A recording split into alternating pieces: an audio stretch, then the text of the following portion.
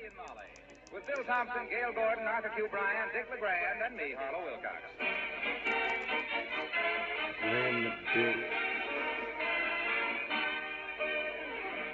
Ladies and gentlemen, there comes a time in a husband's life when he screws up his courage to tell his wife that in spite of all domestic joys, tonight's his night out with the boys.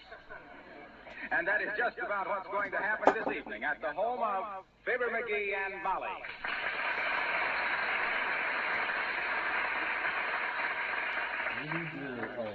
Oh, for goodness sakes, McGee, you're as restless as a bird dog tonight. What's the matter with you? Well, shucks, I thought I don't know. Well, sit down and read the paper or something. I did read the paper. Nothing in it but news. Want to play a game of rummy? No, I guess not. That's kind of tame. Tonight I'm in the mood for well, I feel kind of... No, I don't want to play cards. McGee, you're bored. Well... And I must say it isn't very flattering to a wife when she knows her husband is bored. Well, shucks, Molly, What you ought to do is get out of this house for a while. Huh? You mean that? Say, I think you got something there. That's exactly what I've been thinking. So if you don't mind... I don't mind a bit. Okay. Get your hat and we'll go to a movie.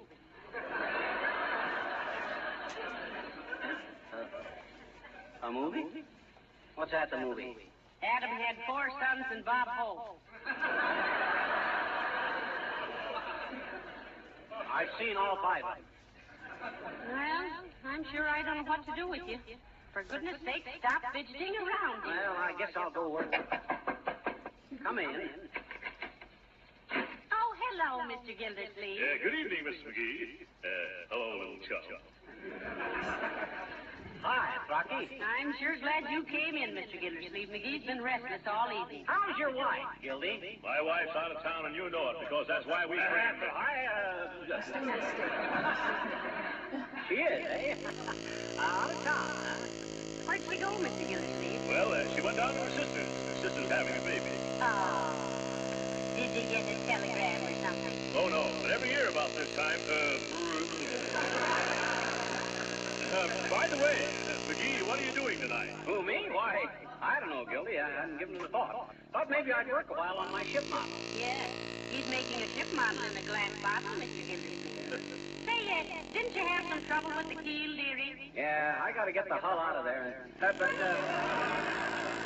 Why did you ask, Gildersleeve? Well, I just thought, well, I'm sort of loose ends tonight, and I thought maybe I'd drop down to the Elks for a while. How about going with me? Oh, he can't. They don't allow women down there. I ain't a woman. I am. But look, Mrs. McGee, don't you think it'd do McGee good to get out and mix with the boys for a while? Oh, will there be a lot of the boys there? I'll say there will. We've arranged... Oh, there won't be many there on a Tuesday night, Gildersleeve. Tuesday's kind of dull at the Elks. Oh, yeah. Yes, I guess it is, come to think of it. But we could have a rousing game of checkers, McGee. Just you and I. Heavenly days, you don't have to go clear down to the Elks to play checkers. We have a checkerboard right here. Why, Molly, I didn't know that. Where is it? Why, it's right out of... No, you wait right here. I think I can find it in just a couple of minutes. Think fast, Gildersleeve. How do I get out of here? I don't know, chum, but you gotta do it. By George, we've had this little poker game lined up for 3 weeks, and you know everybody's gonna be there. High stakes and a lot of laughs. Oh, Mrs. McGee, find the checkers. No, Mr. Gildersleeve, but I did even better. Here's the Parcheesi board. Parcheesi? I'm afraid I don't know how to play Parcheesi. Oh, say that he can teach you in 2 minutes. No, I can't. He's too dumb. Here's that all. Yes, that's all. Why, you little... Yeah, I guess I am at that.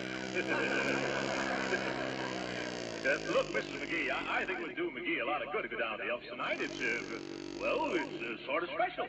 How special? Well, it's sort of a patriotic affair, yeah. In fact, they've arranged a sort of a patriotic game. Oh, really? Yes, we call it 3 cheers for the red, white, and blue. You see, every player gets a certain number of little counters which are colored red, white, and blue. Yeah. And the object of the game is to see who can get the most of them. I've played it before, Molly. It's a very fascinating pastime. Well, that's entirely different. Now, you boys run right along and play your game. Oh, thanks, Molly. Hot diggity. Come on, McGee. We don't want to be late for that red, white, and blue game, you know. I'll say we don't. Well, so long, Molly. And don't worry if I come home kind of late. I won't, dear. You stay out as long as you want. Yeah, if he's later than that, he'll call you up. Goodbye, Molly. Goodbye, dearie. Give me a kiss. Okay. Goodbye. Come on, Frankie. Okay.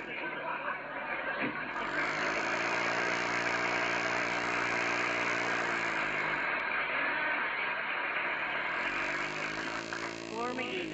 Well, now, let's see. I'd better get busy on that silicon carnival. 79 Wistful Vista, Molly McGee speaking. Who? Oh, hello, Mrs. Uppington. What? Oh, we'd love to play bridge, but McGee isn't here. He went down to the Elks with Mr. Gildersleeve. What? Yes, they have a big poker game going on, but they don't think I know it. Yes, 3 cheers for the red, white, and blue. Goodbye, Abigail.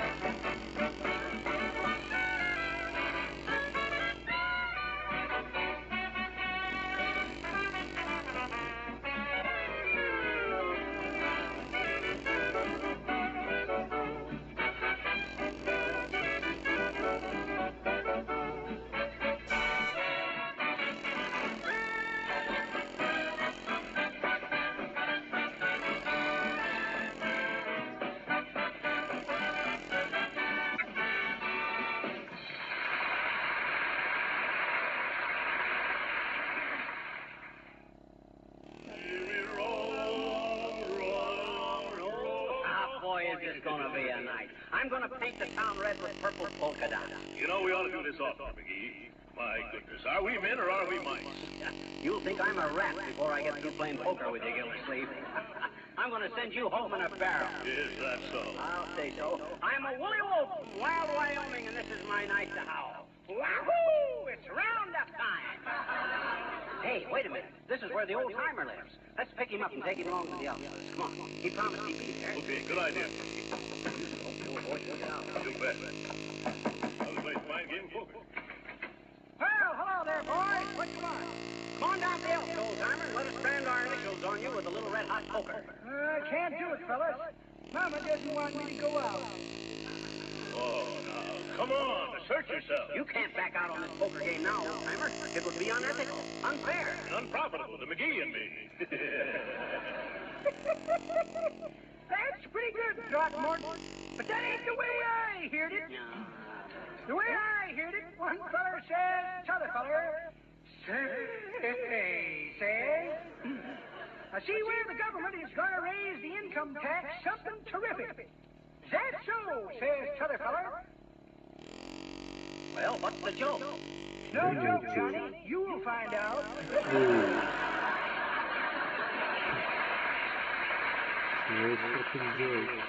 Never mind that, old-timer. You coming with us or aren't you? Well, I don't think Mama wants me. Oh, go tell her you're coming. Be independent. You mean speak right up? That's it. Don't take any back talk, eh? Certainly not. Don't be a mama's boy all your life. Just get up on my hind legs and tell her what's what, eh? Yeah. Wait a minute here, kid. Hey, Mama, you know what I'm going to do? We're probably doing him a big favor, McGee. Why, sure we are. He's old enough to go out by himself at night. Absolutely. Oh man, 2:30 while you're playing around. Kick the shit out of him. Yeah. Sorry, boys. Mama persuaded me to stay home tonight.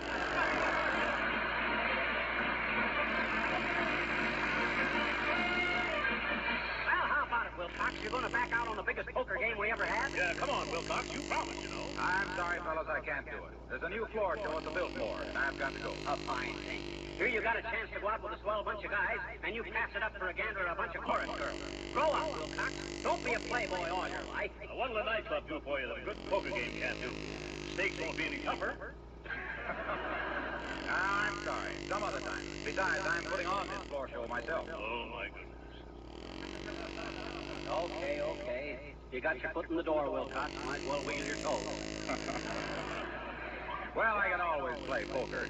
It'll mean a lot more to me than sitting around with a bunch of you mugs in your shirt sleeves squinting at each other over your busted flushes.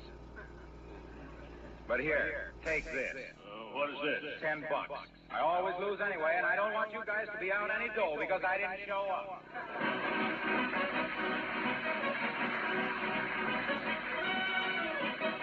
Oh, but look, Nick, this is the night of the big poker game. You promised you'd be there, remember? Yeah, you're not going to welcome us, are you? I'm not a Welsh, I'm a Greek. I'm not going to go to the club tonight. That's all I have to say, and if I don't like it, I know what I can do. But look, Yipopolis, my wife's out of town and McGee's got the night off, and you know you like to play poker. Certainly I like to play poker. But tonight, I'm afraid you'll have to strangle along with that Yipopolis. Because certain circumstances have come up which make it impossible.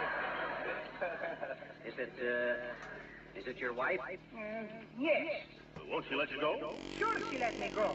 Well, if she'll let you go, why don't you go? What is this, anyway? Well, I'm saying to my wife, look, Mrs. Yipopolis, I'm saying, putting my best foot in my mouth. Look, Mrs. Yipopolis, I'm going out to play poker tonight, I'm saying. And she's saying, okay, sweet Tootie, go ahead. Oh, I don't get it. You got her permission, so come on, let's go. No, sir, I won't do it. Huh? If my wife is saying I can't do it, then I would be with you in 2 jerks of a fairy tale. You grab me? But when she's saying, okay, go ahead. No, sir, she can't throw the Yipopolis out of his own house. I'm going to stay home tonight if it takes all evening.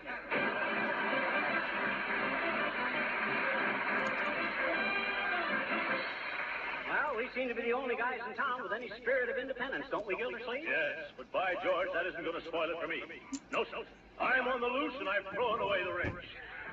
By the way, before we get to the Elks Club, Gildersleeve, there's one thing I want to say. Yeah? What's that, little chump? From the time we sat down to play poker, we ain't friends anymore. From there on in, it's dog eat dog, see? I'm going to raise you so high you can look down the chimney of a full house. Is that so? Why, you little palooka, I'll beat your alleged brains out with deuces back to back. Yeah. Gildersleeve, I hope you got hair on your chest, because you're going home without a shirt.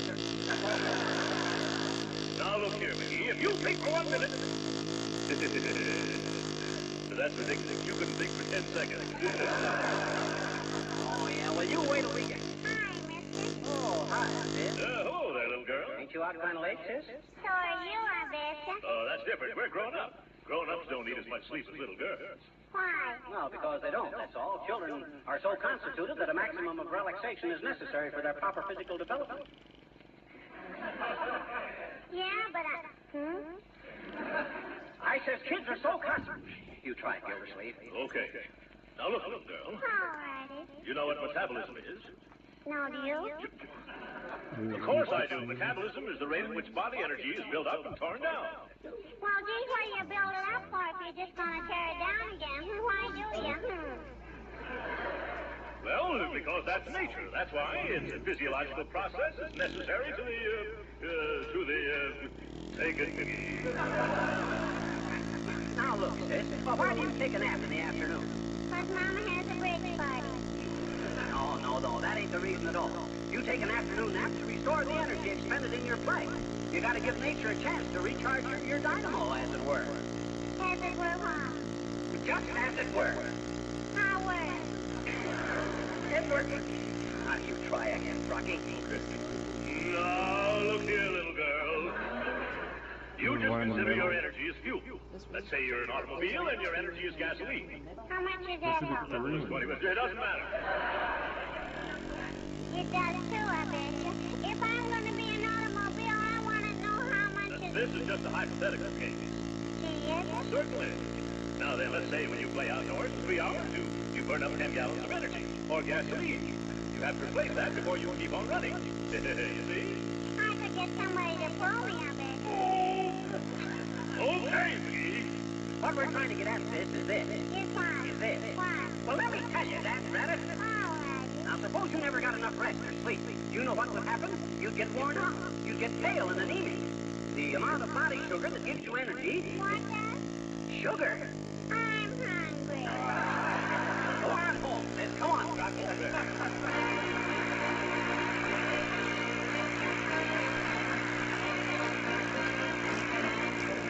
The Kingsmen sing the Hot Sun song. In a town in Sweden, by a stream so clear and cool, there sat a boy just a fishing and a dreaming when he should have been in school. Now he couldn't read or write a single Swedish word, but happiness he found in a little Swedish song he heard. Here's the way he made it sound. What's the troll on the river rock and a little brawl up to it? What's the troll on the river rock and a little brawl up to it? Now Rawson is a Swedish town, the river rock is a stream, the brawl up is a boy and girl, the Hudson is their dream. Hudson Rawson on the river rock and a little brawl up to it. Hudson Rawson on the river rock and a little brawl up to it. Now the girl played hooky from school that day and came down to the stream. She sat down beside the little Swedish boy and they began to dream. Hut the crawls into the river and the brawl all to it. Hut the crawls into the river and the brawl to it. Hut the crawls into the river and the brawl all to it. Hut the crawls into the river and the brawl to it. Now the brawler is a boy and girl, hut that is their dream. The Stewart is their teacher who comes them by the stream. Hut the crawls into the river and the brawl to it. Hut the crawls into the river and the brawl to it. Now the boy and girl are back in school, shattered is their dream. The teacher glad boys smoke all along the stream. It's a funny kind of a song to belong to a boy and girl in love with a beautiful dream. But they love to sing and swing all the livelong day. Shoot to send to hunde, shoot to shoot, tjuven av the river rock.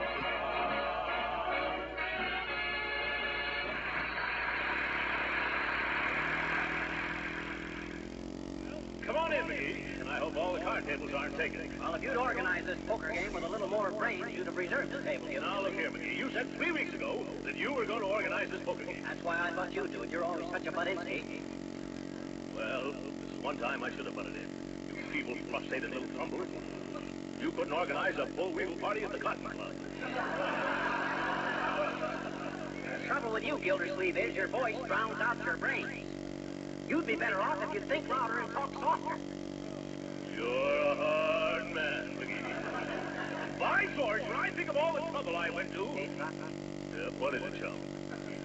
Who's that guy across the street? Ain't he a member of the club? No, I never saw him before. Okay, just thought he might be a good victim for us. What was we saying? Search me, Oh, yes. By George, when I think of all the trouble I went to... To make plans for a poker game tonight, I could use your head for a handball. Go on, you can't even use your own head for a head. And if you make one more pass at me, Gildersleeve, I'll pop you so Why, hard. you gabby little grub, you couldn't pop a stick of bubble gum. And furthermore, I've heard enough of your twaddle. I wouldn't play poker with you tonight if you were the last man on earth. Oh, yeah? Yeah. You probably will be because you'll bore everybody else to death. That's okay with me, you big bag of balloon juice. There's plenty of other guys in the club to play with. I don't need you. I can have a better time without you anyway. And that goes for me, too. It's spades, doubles, and redoubles. I'm going to the telegraph office and send a night letter to my wife. That's swell. Give her my love. That'll give her the illusion there's a man in the family.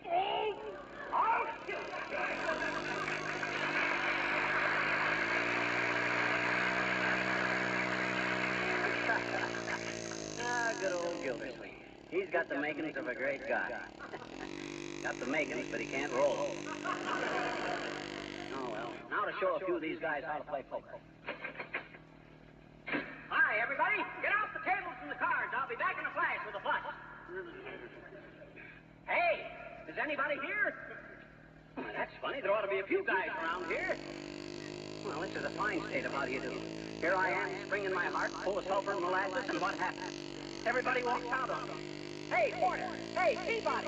Yes, sir. Ain't there anybody around this joint but me? Yes, sir. Only Mr. Wallace Wimple, sir. He's sitting in the library. Well, he's better than nobody, but not much. Oh, thanks, Peabody. Re-end the tooth, sir. Huh? That's French, oh, think dozen of it. Oh. Well, I'll go in and talk to Wimple. Maybe I can whoop him up to go to a show or something. Hi, Wimple, old man. Remember me? Fibber McGee? Oh, yes, indeed. Good evening, Mr. McGee. How about a little game of 500 rummy? Penny a point. No, thank you. I never gamble. Oh, you don't? Well, have a cigar? Thank you, Mr. McGee. I don't smoke. You know? Well, if we had a piece of string, we could play cat's cradle. What say we have Peabody bring us in some root beer? You want to wet your whistle? I can't whistle. I had braces on my teeth till I was 27. Look, Wimple, if you don't want to play cards or billiards or smoke or be a he-man, why the Sam Hill did you ever join the Elks? I like to sit in the window. It's the peachiest place in town to watch parades from. Hey, Wimple, I'm desperate. I started out tonight to kick the gong around and somebody's hit the gong. I want to have some fun. I want to laugh and play. I could take you home and show you my stamp collection. But my wife has married me. Oh, she is, huh? What'd you do? I talked back to her. That's why I'm here. I'm a wife, you see.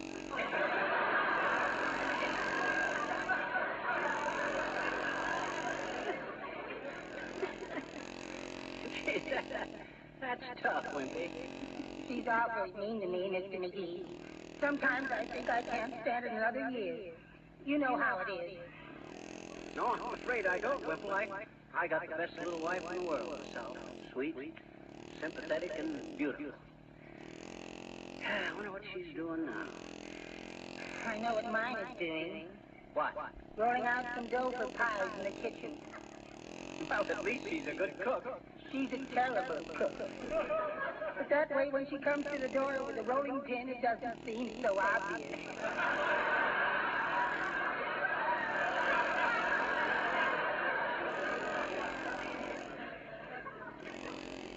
Well, I guess I didn't realize how well off I am. I'm probably the happiest married guy in the world, Wimple. Why, when I think of the fun me and Molly have together, I don't know why I ever want to go out alone. In fact, I don't know why I'm out alone tonight either. Why am I out alone? I'm going home. Good night, Wimple. Good night.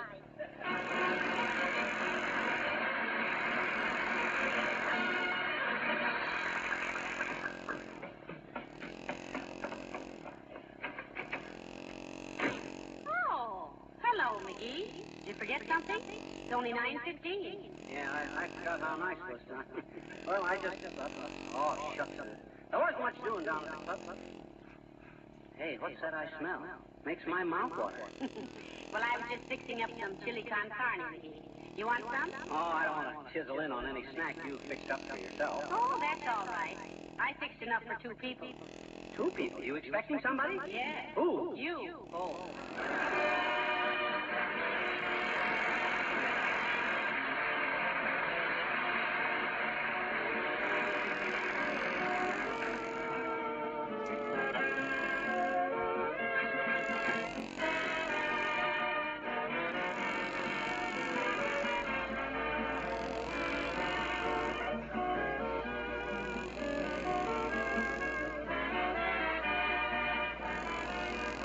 Fibber and Molly will be back in just a moment.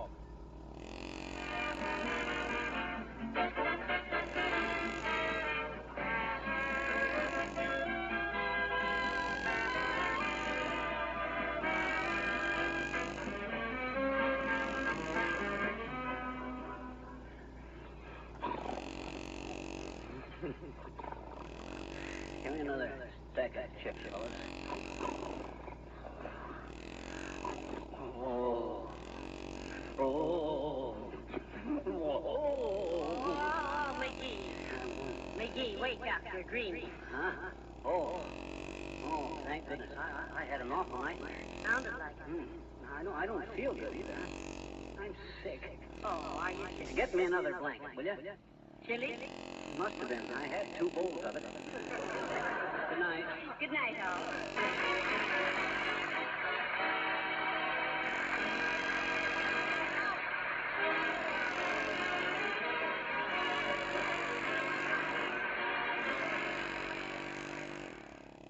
the Johnson Wax Program with Fibber McGee and Molly.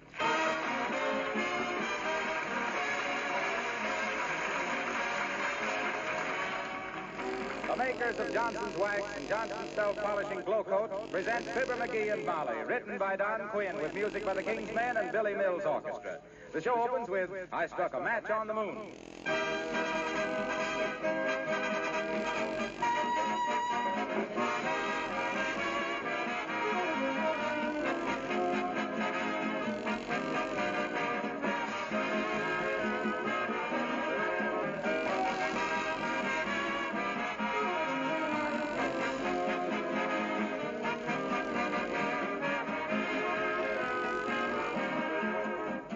Ladies, what's the most popular room in your house?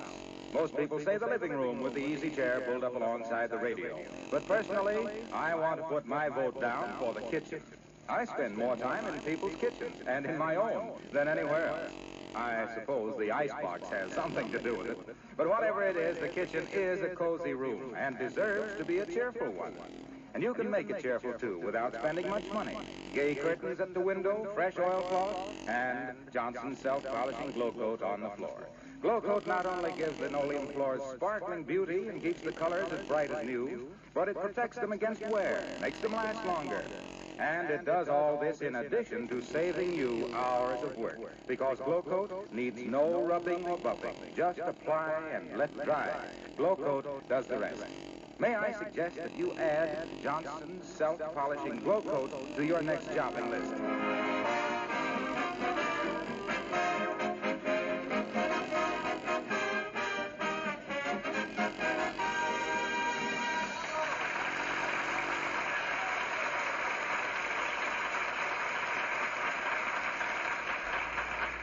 Well, a man can fool some of the people all the time, and all the people some of the time, and his wife almost none of the time. So when our hero seems unusually gay and lighthearted, laughing at anything, his better half suspects the worst. In other words, when a guy doesn't grouse, his spouse smells a mouse.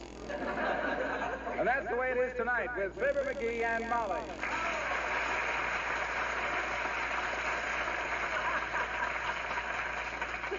So when I seen Egghead Vanderveen there in front of Joe's Tavern, I walks up to him. Hi, Egghead, I says. What's cooking? And he says, I am. He says, they just give me the hot foot. Well, see, that just about tore me asunder because Egghead... McGee! Huh? What's the matter with you? You're as merry as a grig over nothing. What's on your mind? On my mind? Why, nothing, but let me tell you about Egghead. So I said to Egghead... I don't want to hear about Egghead. I want to know about you. You always act like this when you're covering up something. Look, did you mail that special delivery letter for me yesterday morning? Special? Oh, that. Oh, don't give it a thought, Molly. But to get back to what I said to Egghead... Did you mail that letter? Why, Molly? Am I the kind of a guy who, when you tell him to do something you want done, don't mail it? Now, never mind that. I just asked you a simple question. Did you ever ask me to do anything that I wasn't only too glad to cooperate into doing it? No. McGee, did you mail that letter? No. Well, the reason I wanted to know... Oh, but I'll do it right away. Wait till I get my coat. As soon as I can run across the street, I'll... But, McGee, now, let me tell you... No, I'll do it. I should have done it yesterday. Sorry I forgot, but you can consider the errand rectified. Wait a minute, McGee, that letter now is... I just asked across the street to the mailbox, Molly. I'll be right back. McGee, wait a minute. I didn't... Oh, dear. Sometimes I wonder why the government always puts the mailboxes on the corner where somebody else lives. If I'd have had my way... Oh, hi, Gildersleeve. Hello, hey, don't run across that pavement. Can't you see they just... Ah, go bounce a meatball, you big ape. I know what I mean. Hey, what is this? French car? Get out of there, McGee. They just resurfaced that pavement. You'll get stuck. What do you mean, get stuck? I am stuck.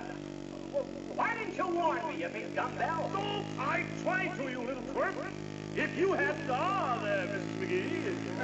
Hello, Mr. Gildersleeve. McGee, come out of that mess this minute. I can't pick up my feet. What is this anyway, tar? No, it's a new patent paving material they're trying out. You like it? I love it. In fact, I'm stuck on it. Well, Dad, rather do something. Get me out of here. Can't you pull your feet up, dearie? Oh, wait. Let me try again. Oh, no, it's no use. The harder I try, the deeper I get in. You see, Mrs. McGee? Confidentially, he sinks. Dad's mad at Gildersleeve if you don't want... Now, let's all keep calm and think this thing out. McGee, can you slip out of your shoes? Yeah, but I ain't gonna. I just had them half soled. Come on, dearie, don't stand there arguing. You're attracting a crowd. Take your shoes off and start running. Okay, okay, here I come. Well, come on. Can't, I'm stuck again. Oh, dear. Take off your socks and start over. Okay, I'll try anything. Now. Well, what do I do now? Take off my feet? Who shall I call, dearie? The street commissioner, the fire department, the police, or the gallant pole? What do you mean, the gallant pole? Well, you're the man on the street, all right. What'll we do, Mr. Gildersleeve? I don't know what you're going to do, Mrs. McGee, but I'm going home and get my movie camera. By George, I've never seen anything so funny in my life. Dad, rather you stay where you darn are, Gildersleeve. You big heel. McGee, now, you mustn't call Mr. Gildersleeve a heel. Well, maybe not. But I'll bet he could have a lot of fun sliding down a shoehorn. Hey, ain't anybody going to get me out of here? Oh, now, don't get excited, McGee. We'll do everything we can. Hello there, daughter. Hello, Gildersleeve. Hi, Johnny. What you doing? What do you think I'm doing, you old dodo? Tap dancing? Tap dancing, eh? You never told me he could tap dance, daughter. Let's see you doing off the buffalo, Johnny. Oh, for goodness sake, stop teasing him. He's in a terrible predicament. Hey, what's this all about, kids? What's he doing out there in the street, daughter? He's stuck in that fresh pavement, Mr. Oldtimer. You know any way we can get him out? Sure. Oh. Look, get a couple of shovels, see? Then go down to the basement of your house, dig a tunnel till you get right under him, then dig up till you reach him and pull him down through. Oh, my goodness. That's silly. It ain't only silly, it's callous and cruel. Everybody making wisecracks while I stand here and suffer. Don't you realize this paving material is getting harder every minute? Call somebody. Do something. But what will we do? How should I know? If you can't think of anything else, throw me a red and green lantern. I'll spend the rest of my life here as a traffic signal. That's pretty good, Johnny. But that ain't the way I heard it. I heard it. One feller says to t'other feller, says. But hey, this isn't any time for jokes, is it?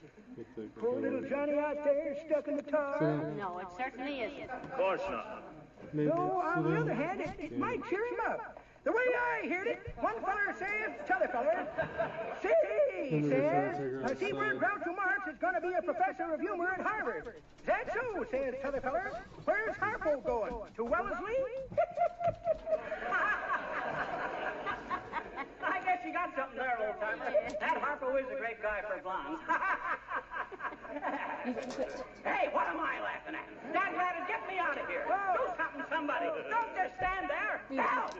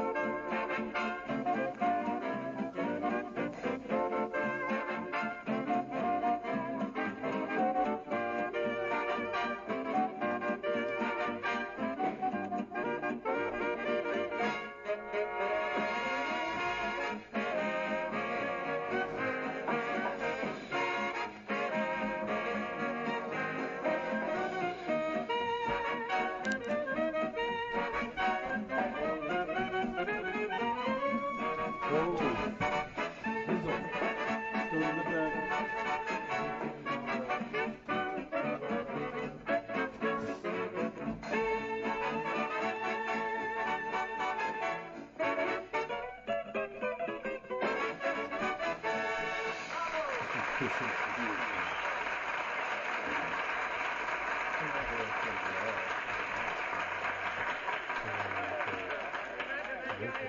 what's that guy doing out there in the street? Advertising something? Oh, they say he got stuck in that fresh pavement. Well, if he saw they were going to pave the street, why didn't he get out of the way? Yeah, they ought to put a rail around him and use him as a statue of a leading citizen.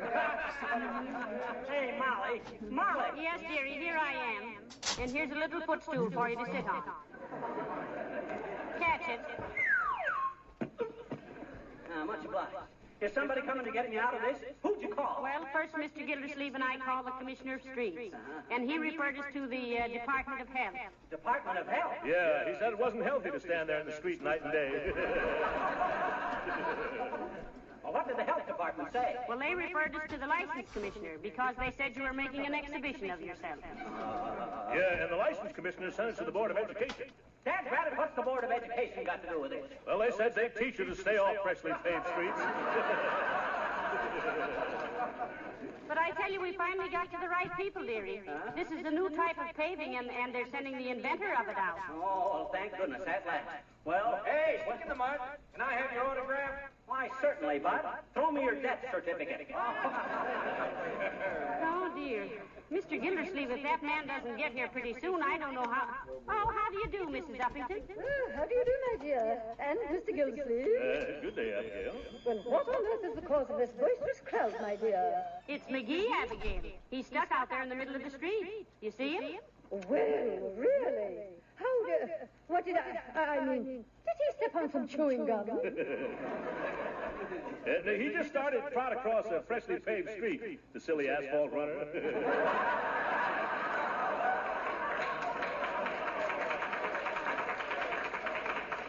Now, look here, Mr. Oh, Gildersleeve. but Mrs. McGee, we simply can't have your husband making a spectacle of himself.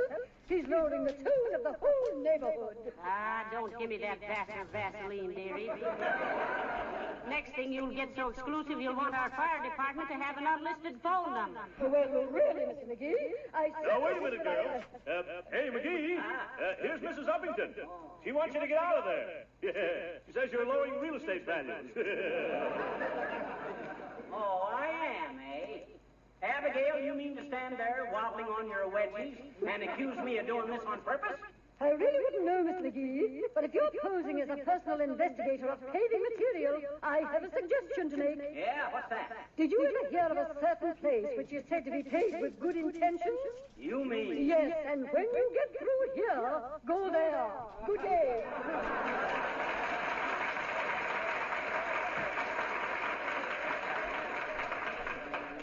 Hey, Molly, where's the guy who invented this stuff? When's he ever coming? Just as soon as they can get a hold of him, dearie. Just wait till I get hold of him. Hey, what is all this? Hey, come here a minute, Fibber.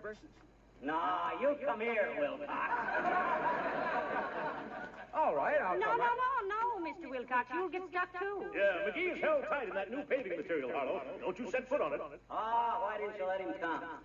He's always claimed he was a guy that would stick by his friends. Say, you're in a tough spot, pal. Can't you pull yourself loose? Who, me? Why, sure, Wilcox. I'm just standing here till the steamroller comes by. Then I'll lay down and get my pants pressed. Well, I can really sympathize with you, Fibber. Standing in that tar, you're typical of the stories I hear every day. What do you mean, typical? You're tired, aren't you? Sure, I'm tired. Well, so is every housewife in the world. Tired of the everlasting scrubbing and cleaning and dusting. Tired of the dust and dirt and dampness. Tired of trying to keep house with old-fashioned, inefficient methods. That's why they all love Johnson's wax. Because it cuts housework to a minimum and keeps floors and furniture shining and beautiful and protects them against wear and dirt. Get some today. Johnson's wax for that hard feeling. Wilcox! What? You're fired. I am not. You didn't harm me and you can't farm me. And I can prove it. How, Mr. Wilcox? I'm going to send the sponsor a war.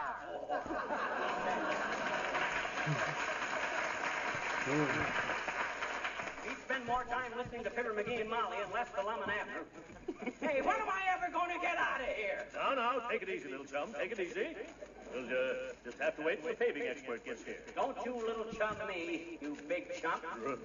All you've done since I've been stuck here standing around and crack wise. Is that so? Why, you ungrateful little grunion, you lippy little lizard. You wait till you get out of there, and I'll teach you a few manners. Go on, you couldn't teach a worm to squirm. You big oaf. Oop. By the time I get loose from here, I'll be in just the mood to kick you right in the teeth. And I don't care if they ain't paid for you. What? Now. For goodness sakes, boys, stop. Well, I just dare him to come out here, that's all. I'll show him. You can't fight here. And McGee, Huh? you owe Mr. Gildersleeve an apology. He's done everything he could to get the city officials to come out here and get you loose. Yeah, and it's like most of his arrangements. Nothing happens. Is that so? Yes, that's so. Why, you abbreviated anthropological aberration? Who's an abbreviating anthropological abbreviation? You are! He is not. I am too. You are not! Well, make up your mind. Now stop this bickering, the both of you. Come on, Mr. Gildersleeve, let's go call up the street commissioner again. Well, all right. Now, don't worry, little chum. Hold tight. We'll be right back. Okay, Ducky, and hurry back, Molly. All right, dearie. Come on, Joe, let's beat it. Yeah, he ain't gonna do nothing. No, he just stands there like a dope. Come on, Charlie. Hey, don't everybody leave. Somebody stay and talk to me. Hey. Why does everything have to happen to me? If I'd only mailed that letter of Molly's when I ought to have, this wouldn't have... Hi, mister. Oh, I'm sorry, sis. I ain't got time to talk to you now. I'm in a hurry. Where are you going? I'm going down to the... Say, what do you want, sis? What you doing out there in the street, mister? What you doing? What you? I'm a scare sparrow. I says I'm a scare sparrow. That's the same as a scarecrow, only I don't scare crows. I scare sparrows. Why? Well, they make too much noise. They disturb the friend stands. What's a friend stand? Well, that's the kind of a thing that gets disturbed, sparrows. Oh. I bet you can't scare the Whittycombs, I bet you. What's a witty? It's a little girl who doesn't believe that friend stand stuff. Well, I'm glad you come along, sis. You cheer me up. No, you cheer me up. You cheer me up first. All righty. Shall I tell you a story? Sure. Tell me a story. How about Cinderella? Well, it ain't risque, is it? What? Never mind. Tell me about Cinderella. And take your time, sis. I ain't going anywhere for a while. All righty. Once upon a time, there was a little girl named Cinderella, and she had a nasty old stepmother, and she went to a ball and lost her slipper, and the prince found it, and he married her, and they lived happily ever after. You want to hear another one?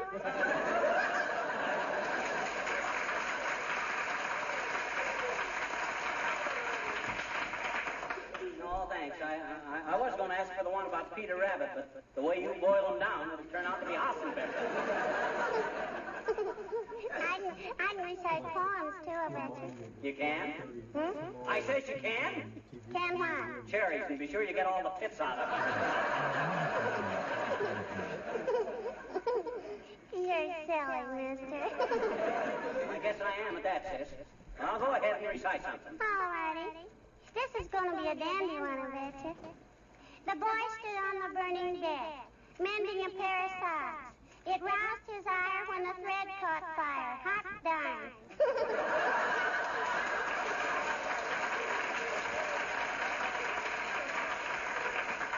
If you don't mind, sis, I think that ought to conclude your benefit performance. You want to earn a nickel by running an errand for me? No. You don't? No, I want to earn a dime. You're taking advantage of my desperation, sis. I'm going to report you to the labor board. Okay, it's a dime. Now look. All righty. Run down to Kramer's drugstore and have him throw me an evening paper. Then run over to my house and tell Mrs. McGee I want a little table and a deck of cards so I can play solitaire. Oh, yes, and a portable radio. All righty. Shall I tell her anything else? Yes. What? I'm hungry. Oh, sure.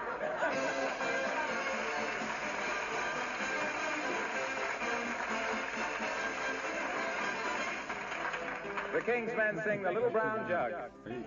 My wife and I live all alone in a little log hut we call our own. We're so happy, warm and snug, as long as we have our little brown jug. Ha ha ha, you and me, little brown jug, don't I love thee? Ha ha ha, you and me, little brown jug, don't I love thee? When I am toiling on my farm, carry little brown jug under my arm, sits me down the shade of a tree and say, shoo fly, don't bother me. Ha ha ha, you and me, little brown jug, don't I love thee? Ha ha ha, you and me, little brown jug, don't I love thee? Little brown jug goes to my head and makes my nose a rosy red. In the dark it shines so bright, I never get lost on the blackest night. Ha ha ha, you and me, little brown jug, don't I love thee? Just we two, me and you, having a great big spree. Actually, had it been long. Little brown jug, little brown jug, little brown jug, little brown jug. My wife and me are as happy as a bug. We get along fine with a little brown jug. I beat her, she beats me. We love each other tenderly. Oh, you and me, little brown jug, don't I love thee? In the winter time you warm my toes. Every time I tip you up, down it goes. I think I got all mine. Ha ha ha, you and me, little brown jug, don't I love thee? Oh, oh, oh, you and me, little brown jug, don't I love thee? Oh, oh, oh, can't you see? I love the little brown jug for me.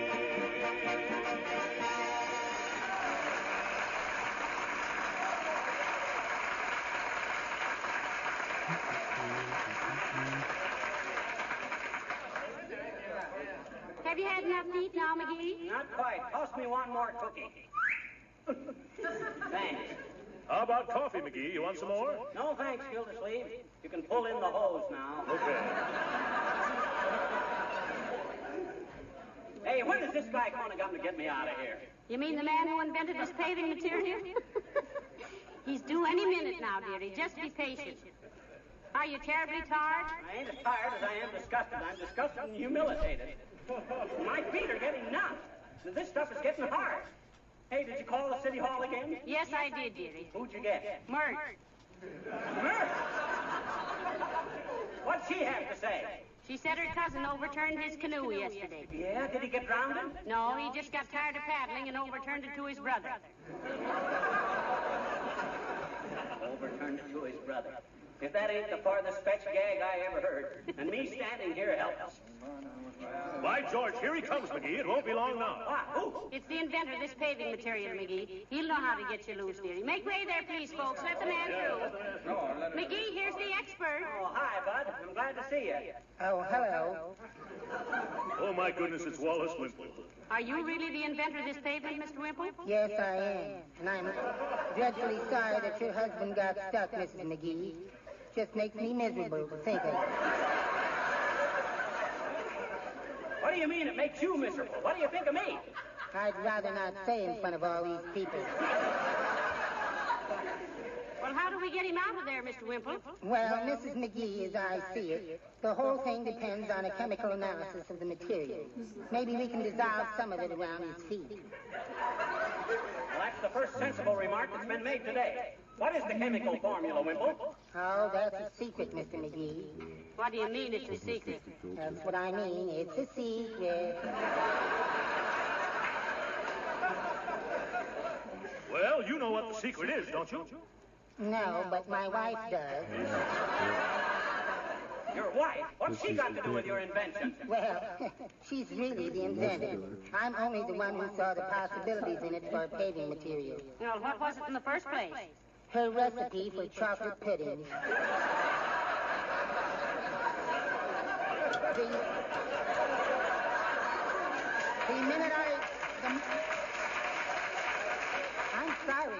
The minute I tasted it, I said to her, I said, Cornelia, I said, this would make wonderful paving material.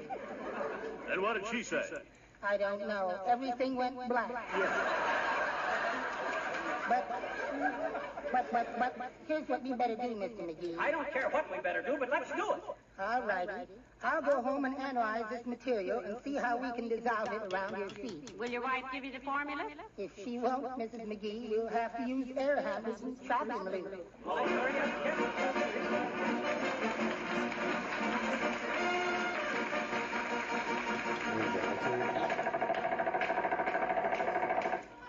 Hey, go easy, fellas. You're getting awful close to my feet. Be patient now. You're nearly free, dearie. There you are, buddy. Sorry you got to go home with a hunk of pavement on each foot, but that's the best we could do. Now, I imagine you can soak that off with turpentine, McGee. Come on, dearie. Come on, I'll take one arm and Mr. Gildersleeve the other. Okay, much obliged, fellas. All right, one side there, everybody. Stand back now. Can you walk, little chum? I think so. Let me try. Yeah, I can manage. Boy, is this a relief. I thought I'd never get out of there. You know what the first thing is I'm going to do is, Molly, after I get these hunks of pavement off of my feet is? What, dearie? I'm going to run right out and mail that letter for you. Give me the letter, dearie. No, sir. I started out to mail it, and by the Seven Sisters of Maud Kelly, I'm going to mail it. It's no use, dearie. That letter's no good now. What you mean? Who was it to? The street commissioner. My goodness, Mrs. McGee, what did you want him to do? Pave the street in front of our house. Oh, sure.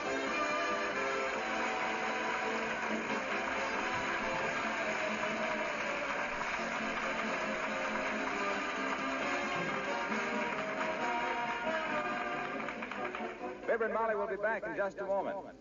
Here's a question several people have asked me lately. Is Johnson's Glow Coat good for other kinds of floors besides linoleum? Yes, it most certainly is. It's good for painted or varnished wood floors and for floors covered with rubber or asphalt tile. Glow Coat gives all these floors a real coat of protection, enhances their beauty, makes cleaning easy.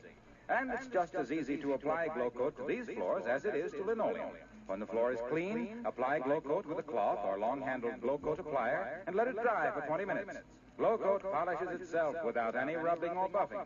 That's why it's called self-polishing. Most women find Glow Coat especially helpful in protecting their kitchen linoleum floors because these floors get more than average wear. Linoleum manufacturers themselves recommend this easy, no-rubbing method for keeping linoleum clean, making it last longer. Try Johnson's self-polishing Glow Coat on your floors.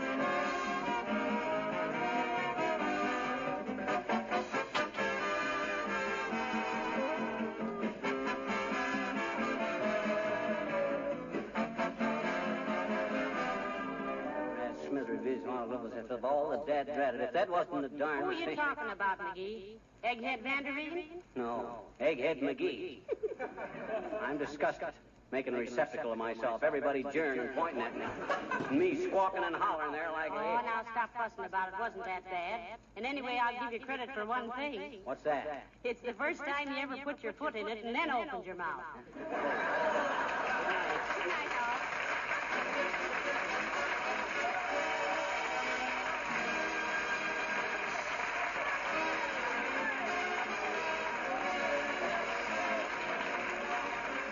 This is Harlow Wilcox, speaking for the makers of Johnson's Wax and Johnson's Self-Polishing Glow Coat, inviting you all to be with us again next Tuesday night. Good night.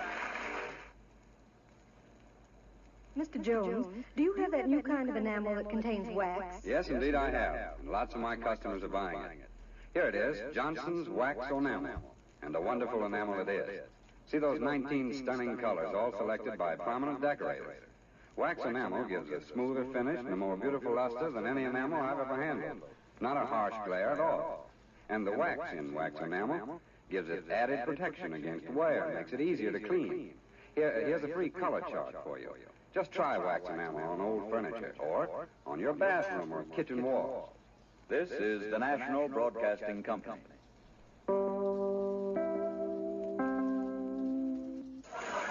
The Johnson Wax Program with Fibber McGee and Molly.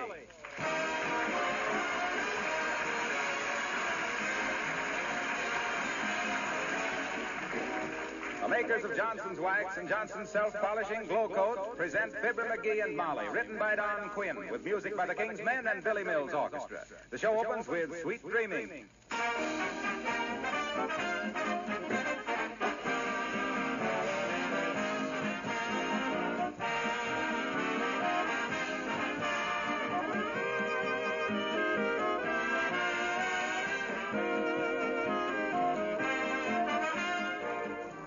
Mr. Wilcox, you said something several weeks ago about protective housekeeping. That sounds like an interesting idea to me. I'd like to hear more about it. Well, that is an interesting idea, and a work-saving idea, too. It comes from the fact that wax not only beautifies floors, furniture, and woodwork, but protects them as well. In fact, I don't know which is the more important benefit, the extra beauty that wax gives or this extra protection. Take floors, for example. When they are regularly polished with Johnson's paste or liquid wax, they are protected against scratches, against the wear and tear of traffic. They may never need refinishing. And of course, the wax polish that gives them such rich beauty also makes cleaning a much simpler task. The same thing holds true when you Johnson wax your tabletops, your woodwork, windowsills, radiator covers, and Venetian blinds. The film of wax that makes all these things more beautiful also protects them against wear, dirt, and smudgy fingerprints. Many good housekeepers have told me they just couldn't keep house without genuine Johnson's wax. Buy some tomorrow.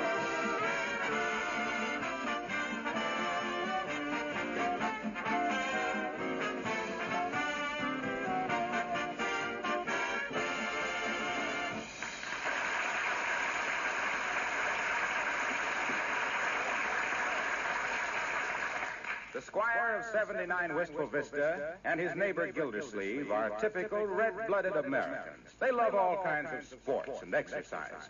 For instance, here we meet these two sportsmen in an atmosphere of tense excitement, with masculine violence boiling just beneath the surface as they match their skill and wits in a battle for supremacy. It's your move, Gildersleeve. Yes, I know. Oh, my, it's nice to see you two boys playing checkers peacefully together. Instead of fighting and bickering. Yes. Well, I'm a peace-loving man, Mrs. McGee. And if my little chum and I can't get along together like any good friends, I'd... Here, what are you doing, McGee? What does it look like I'm doing? I'm jumping 3 of your men. Thereby winning the game. Now, wait a minute, McGee. You missed 2 squares. Why, I never know such a thing. You did too. I saw you. You moved from here to here to here. I did not. I moved from here to here to here to here. Didn't I, Mama? I'm sorry I wasn't looking. But I know McGee wouldn't cheat, Mr. Gildersleeve. I wish I was as sure of that as you are, Miss.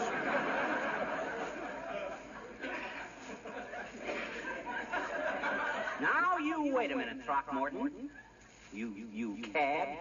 Who's a cad? You're a cad. No, on second thought, you ain't a cad. You're only a flipper. A broken-down Model T flipper. Is that so? Yes. Why, you indeterminate little sand flea? Anybody that would cheat a checker. Don't you accuse me of cheating, you tub-tummy ton of toggin flurm. Why, you little... What's toggin flurm? That's the bait they used to catch renifers. What are renifers? What's the matter with you? Don't you know anything?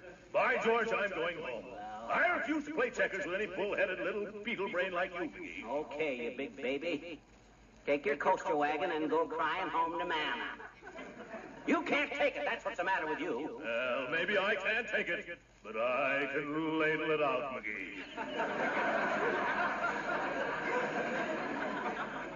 One more insulting remark from you, and I'll beat your brains out. If I can borrow a feather duster. You'll beat my brains out. Why, you hollow-headed hippo, you couldn't poke your way out of a hairnet. All right, that's enough. Give me that checkerboard. Oh, but Molly, we can't quit now. We're tied 7-7. Oh, let us play just one more game, Mrs. McGee. We'll be quiet, won't we, little chum? We were just kidding. Well, all right then. Just one more game. Oh, that's fine. And after this, I'll keep my eye on you, chum. Well, what do you mean? What for? So you won't cheat. Oh, so you still claim I cheated, do you? Now you listen to me, you overstuffed Be apple. quiet, the both of you. And give me that checkerboard again. McGee, go upstairs and put on a clean shirt for dinner. And you, Mr. Gildersleeve. Yes? Go home. Oh, Mrs. McGee. Go home. Gee whiz, I didn't... You heard what the lady says, Gildersleeve. Scram. I'll not have my home turned into a... well, I won't have it turned into. I might have known this peace and quiet wouldn't last. Good night, Mr. Gildersleeve. Well, good night. Good night, little chum.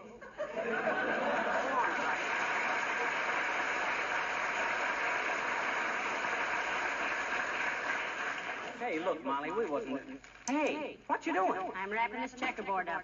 Give me a piece of string. What you wrapping it up for? I'm going to give it away. Oh, now, wait a minute. Just because Gildersleeve and me get into a little argument now and then, shucks, that does us good. I know that. Then what's your idea? If it does two fighting men that much good, think what it will do for the Army. The Army? What's the Army? Sure, I read in the paper where the boys in camp are short on games and books and magazines. So I'm going to send them this checkerboard, thus helping the War Department out there and Peace Department out here. We're getting started with the wartime. You still object, dearie? Well, no, I guess not. But don't send the checkerboard. Just send them the Parcheesi outfit. Oh, I doubt if them dice would be used for Parcheesi. Why don't you send that cribbage board of yours? You can't use it anymore. Why not? It's full of holes. Termites. Look, dearie, while we're at it, let's send a lot of things. They need books and magazines, too. That's a great idea, Molly. This house is getting all cluttered up with books anyway. Must be a half a dozen around here. Look, McGee, I've got a great idea. Huh? Let's go see all our friends and collect a lot of games and books and magazines and send them to camp. Yeah, that's a swell idea, Molly, but look, please don't send my checkerboard. I and Gildersleeve are tied 7-7. We gotta play it off to see who's champion. Oh, go on. Draw pennies or pitch straws for it. Now, come on. We'll call on everybody we know and get them to donate games and books. You still gonna send my checkerboard? Definitely. I'll tell you what I'll do. I'll give up my ping-pong set instead. I'll throw in my wood-burning outfit, my model airplane kit, and the ship I'm building in the bottle.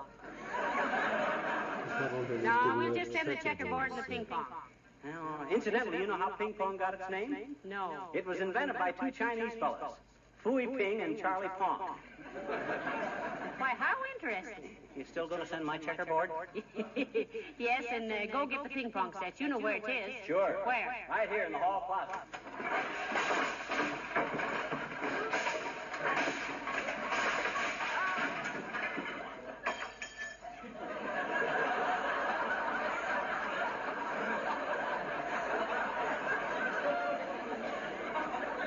Gotta straighten out that closet one of these days.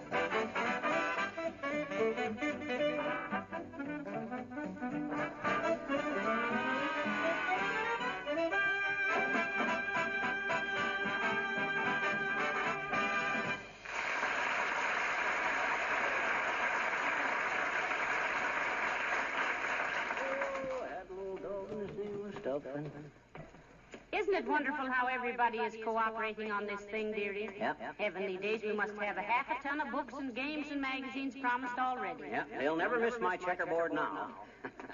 So let's keep it and I can play off the championship with Gildersleeve. Now. I thought we had that all settled. The checkerboard is going. Well, shucks, I don't know why you gotta send my favorite stuff. You'd have sent my easy chair to the Army, too, if it hadn't had flat feet. Oh, for goodness sakes, anybody think your life depended on one measly little checker game? Mine don't, but Gildersleeve's does.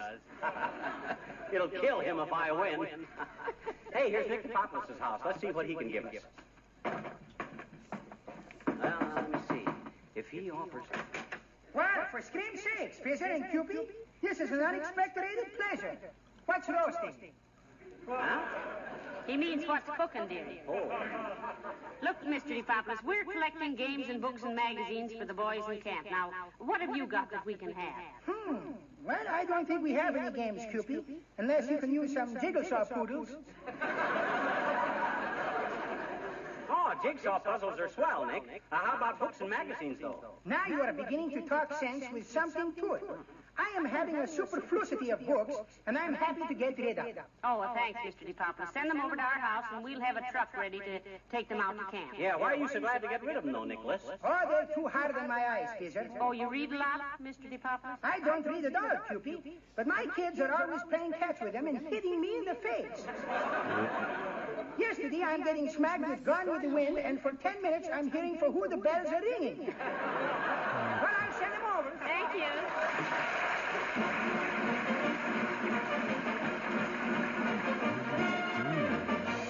Now, get a load of the brass knocker, Molly. You think anybody as well off as Uppington could afford a doorbell? She probably thinks the quaint old knocker expresses her personality. To get that off of one. You mean she has a need for a knocker because she's knock-kneed? Don't you get it? I said she had... Tain't funny, McGee. She would be in a bathing suit. Oh, how do you do, Mrs. Uppington? Oh, how do you do, Mrs. McGee? And Mr. McGee? Good afternoon, Uppy. Where's your butler? Oh, you mean Snathers? Oh, I lost him last Saturday. Oh, that's too bad. You know, he always interested me in a strange way. How was that, Molly? Well, he had an expression on his face that reminded me of, well, I don't know exactly, but there was a look in his eye that, well, did you ever clean fish?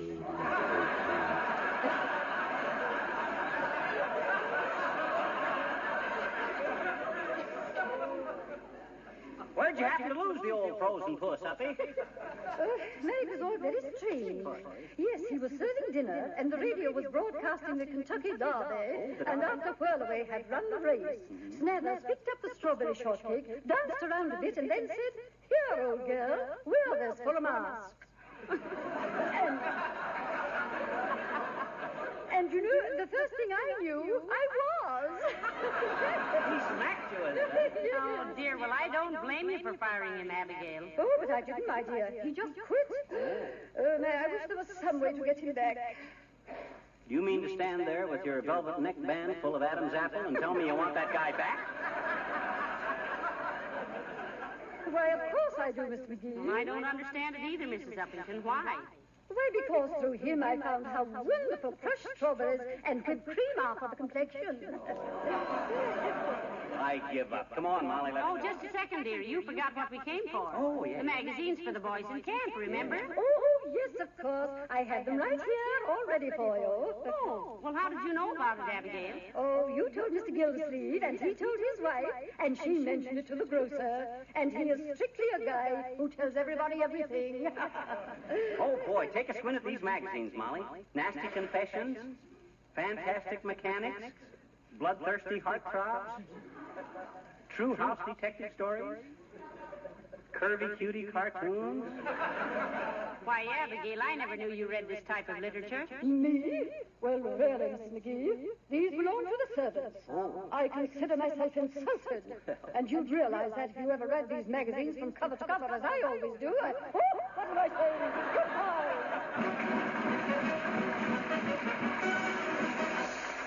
You see, Wilcox, what we want is games and books and magazines for the boys in camp. Yes, they're a little short of recreational supplies, Mr. Wilcox. I see. Well, I've got a croquet set that's hardly been used. Ah, you don't get the idea, Harlow. Nothing elaborate like that. Just small stuff. Haven't you anything you can hold on your lap?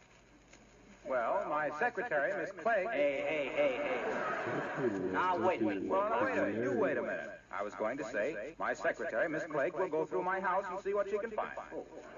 And you say you want a lot of books and magazines, too? That's the idea, Mr. Wilcox. Just send them over to our house, and thank you very much. Oh, not at all. I was in the Army myself, and I know how it is. Oh, what was you in the Army, Wilcox? Well, most of the time I was on kitchen police. As a matter of fact, I still am. Really? Folks, I'm sorry. I didn't see it coming. Science has never discovered any way to keep flies out of the cream pitcher, moths out of bathing suits, and Wilcox out of sales talk.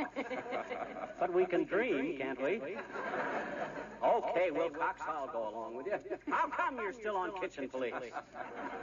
Why, that's simple. I'm responsible for arresting the wear and tear, the cracking and warping of linoleum. But I don't use a nightstick and a revolver. I arrest them with Johnson's self-polishing glow coat, the marvelous polish that shines as it dries. Personally, I think that's very interesting. Go on. My stop. Why, look, with Johnson's self-polishing glow coat, linoleum will last much, much longer. It'll retain the original beauty of pattern and color and save hours of tedious scrubbing. Glow coat requires no rubbing and no bubbling. It shines itself in 20 minutes or less after applying. And you'll love the new feeling of cleanliness it gives your home. And as an old kitchen policeman, I can assure you that grime doesn't pay. Oh.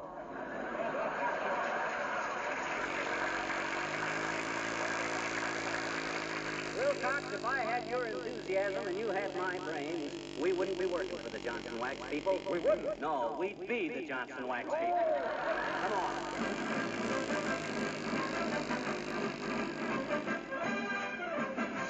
Yes, we're rounding up books and magazines and games to send out to the army camp. Now, have you got anything for us? Well, now, I would just love to help you out, Mr. McGee. But I wouldn't dare give anything away without consulting my wife. Well, go ahead and consult her, Wimple. Oh, I couldn't disturb her now, Mr. McGee. She's taking her music lesson. Oh. Does she sing, Mr. Wimple? No, she plays the... Well, wait, I'll open the door to the music room just a fraction, and we'll see her in action.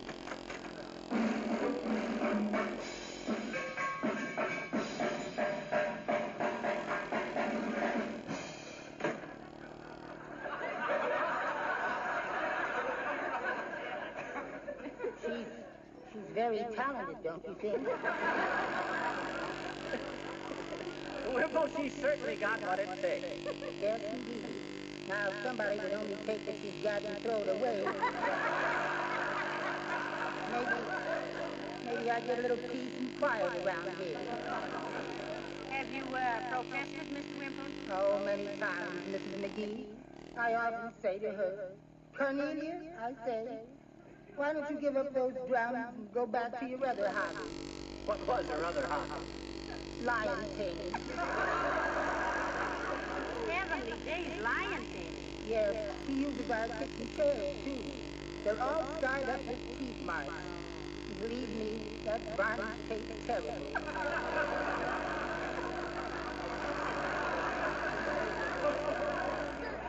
My goodness, I don't know why I'm getting so personal. I'll send over whatever I can, Mr. McGee. Well, thank you, Mr. Wimple. Oh, not at all. The boys in the camp will sure appreciate it, Wimple. And I speak as one who knows. Old Army man myself, you know. I belong to the Home Guard, Mom. But my wife doesn't like me to have a gun around the house. She says I might accidentally shoot her sometime. That woman is positively uncanny.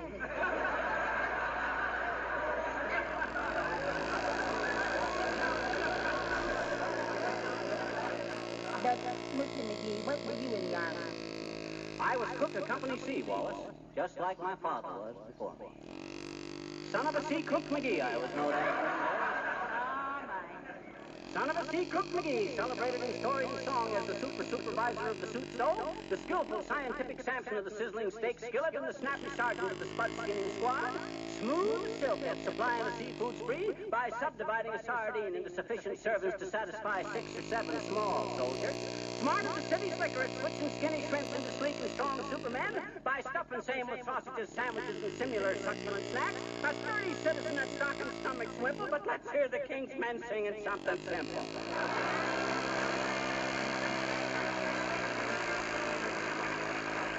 The King's men sing, Polly, put the kettle on. Oh, Polly, what you Polly, put the kettle on, the kettle on, the kettle on. Polly, put the kettle on, and we can have some tea. Polly, put the kettle on, the kettle on, the kettle on. Polly, put the kettle on, and we can have some tea. Get up the cookies, we're gonna have a treat. I'll sweep the crumbs away, you'll sweep me off my feet.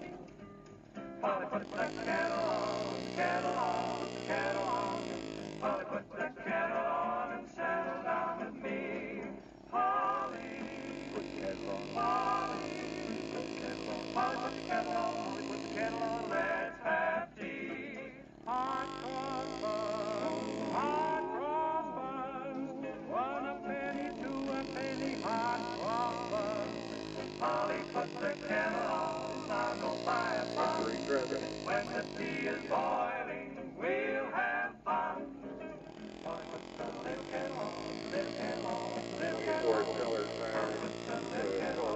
Have a tea for two. Put the sugar in to make it sweet. Stir it up, make it sweet. Add a little lemon and turn on the heat. You and me for tea. Better get the butter and the jelly and the cream. Gingerbread cookies right store. Hand me down that cold coat. We'll eat right off the floor. Oh, Polly. Put the kettle on. Polly. Put the kettle on. Oh, Polly, Polly, put the kettle and settle down. Settle down. Polly, put the kettle on, the kettle on, the kettle on. Then settle right down with me. I'm hungry.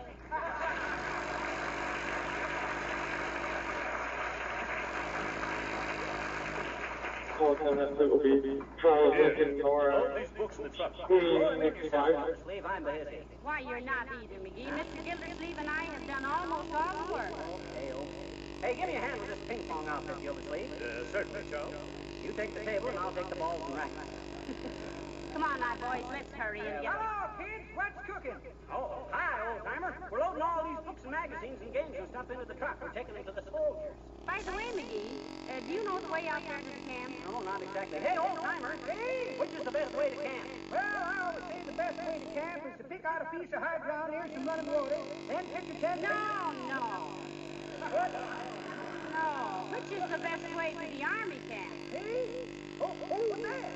Well, Gunner, the best way is to drive out of town any direction till you see a soldier standing beside the road. Then you go whichever way his tongue is pointing.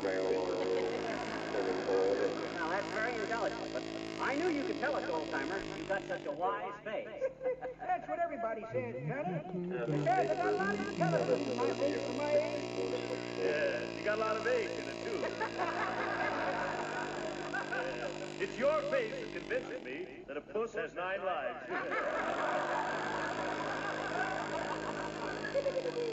That's pretty good, Throckmorton. But that ain't the way I hit it. No, sir.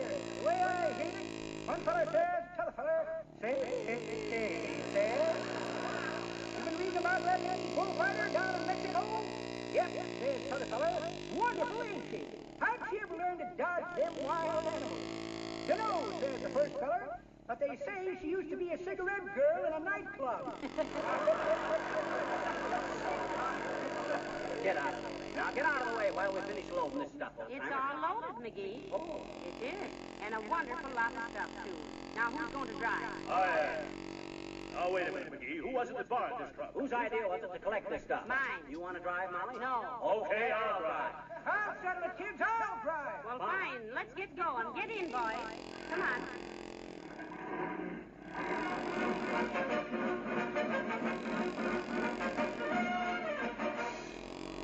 Hey, not so fast, old-timer. Slow down.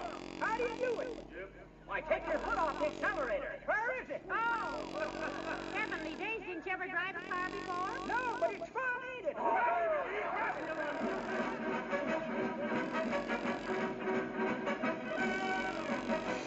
Yes, I'm the Morale and Recreation Officer, Captain Gordon. You're Mr. McGee? No, thank goodness this is Mr. McGee. And this is my wife, Molly Cap. How do you do, I'm sure. Delighted, Mr. McGee. And I wish to express the appreciation of our whole camp for the trouble you've gone to get these recreational facilities together for us. Where shall we unload them, Cap? Well, the men are already starting to unload the truck, Mr. McGee. Recreation house is right next door. By the way, I meet this gentleman. This is Throckmorton P. Gildersleeve. Cap Gordon, Rocky. I thank you also, Mr. Gildermore. You You don't know how much people have contributed to the morale and well-being of our boys. A fine group of young men, and we have to see that they have fun. Come on, Gildy, we better go help unload the stuff. Oh, yeah. Okay, McGee. See you later. Certainly. Well, so you really think this is a good idea, do you, General? Splendid, Mrs. McGee. Splendid. A great thought. But don't call me General. I'm only a captain.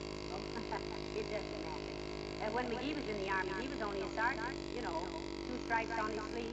2 stripes is a corporal. It is? Why, he always said you... Why, that little rascal in all these years, I believe... Well, come, Mrs. McGee.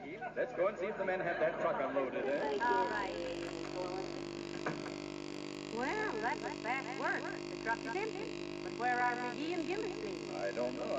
I say, my good fellow, did you see the 2 men who came with this truck? Sure did, Admiral. They went right there. Just had to finish up. Finish up? Oh, finish up on packing those things. Well, come on, Captain. Well, heavenly day. Okay, Gildersleeve, it's your move. Yeah, I know.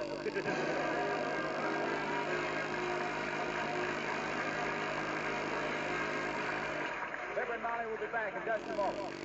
You know, during these nice spring days, most of us like to be out of doors as much as we can. Personally, I like to be able to play a little more golf, work a little longer in my garden. I find that most women who keep house are especially grateful during this season for any product that really saves them work. That's one reason so many of them sing the praises of Johnson's self-polishing Glow Coat.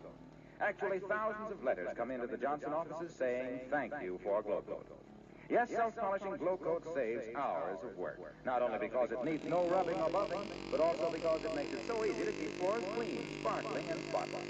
Linoleum that is polished regularly with Glow Coat lasts indefinitely. Its color is fresh and bright and new.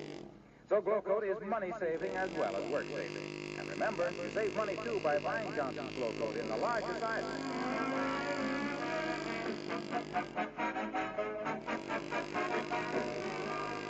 Ladies and gentlemen, while we had some fun with the idea of getting games and books and magazines together for the boys and girls, it is a good idea. They really need them, and they'll be glad to get them. They certainly do. So look around your house tonight and get a bundle of games and reading maps together for the boys. Just mail or send it to the Recreation and Morale Officer at the Army Camp Post or Station nearest you. It'll be greatly appreciated. Give them that address again. Recreation and Morale Officer of your nearest Army Camp, Post or Station. Good night. Good night, all.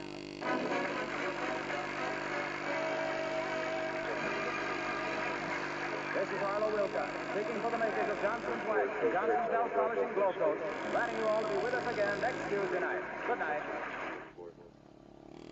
Polish your car, mister, while you park? No, I don't think you'll have time, son. Oh, sure I will, with this new Johnson's Auto Polish car new. It's 2-in-1, you know. Cleans and wax polishes at the same time. And say, I'll bet you won't know your own breath when you see it. I polished 4 cars already today, all with car new. Gee, you ought to see them. They're swell. Make you a special deal, boss.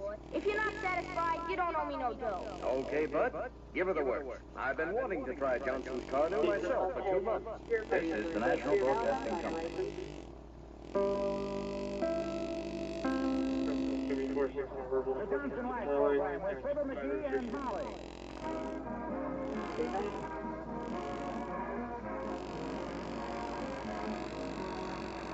Makers of Johnson's Wax and Johnson's Self-Polishing Glow Coat present Fibber McGee and Molly, written by Don Quinn, with music by the King's Men and Billy Mills Orchestra. The show opens with It's High Time.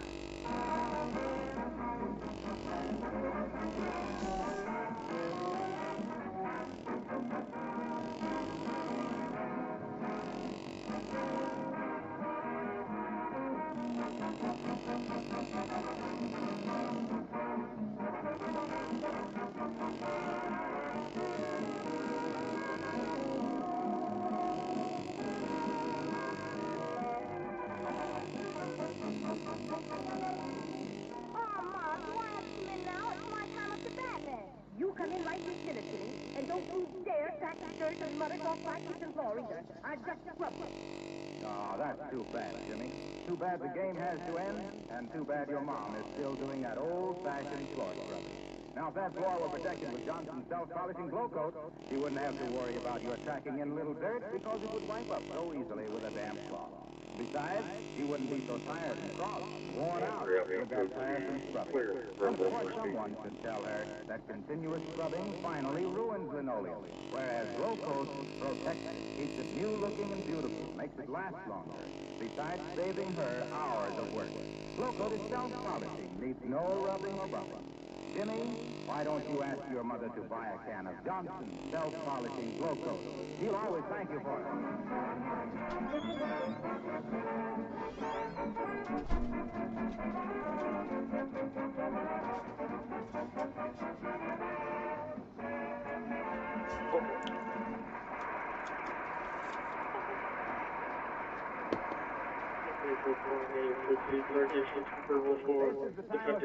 Every born angler gets out the box of tackle and the old bamboo for a little living room fishing. And here at 79 Wistful Vista, where the master of the house is reviewing his past glories as a trout trapper, we meet Fibber McGee and Molly.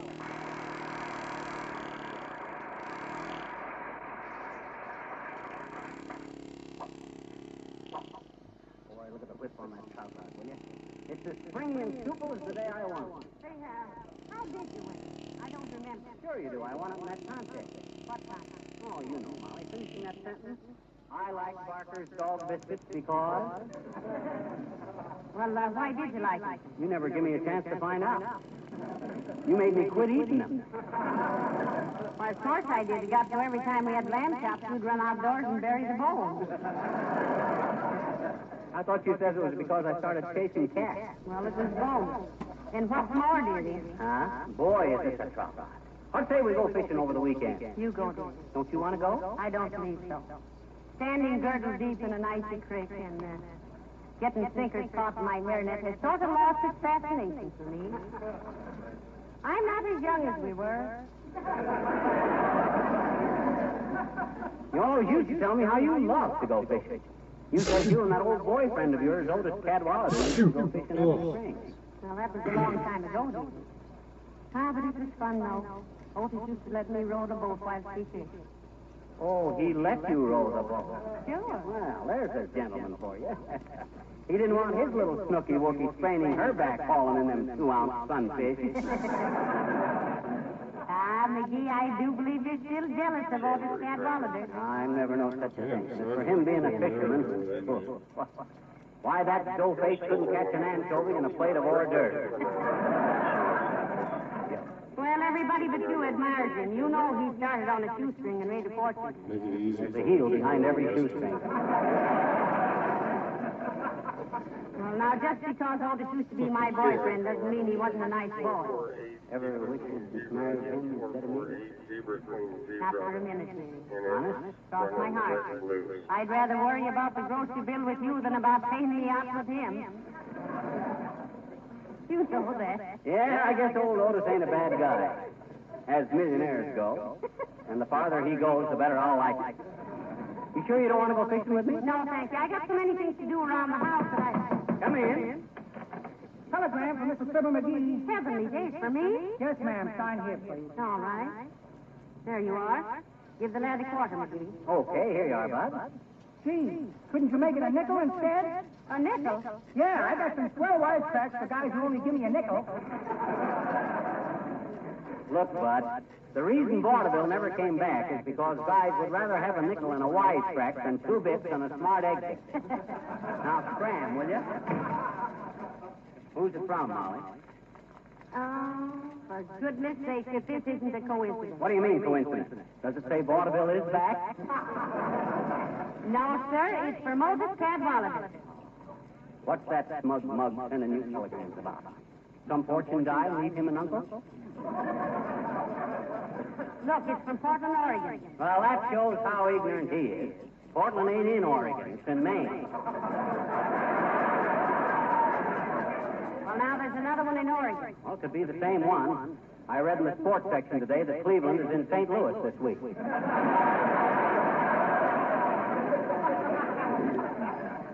Well, what seems to be flickering your old flame now?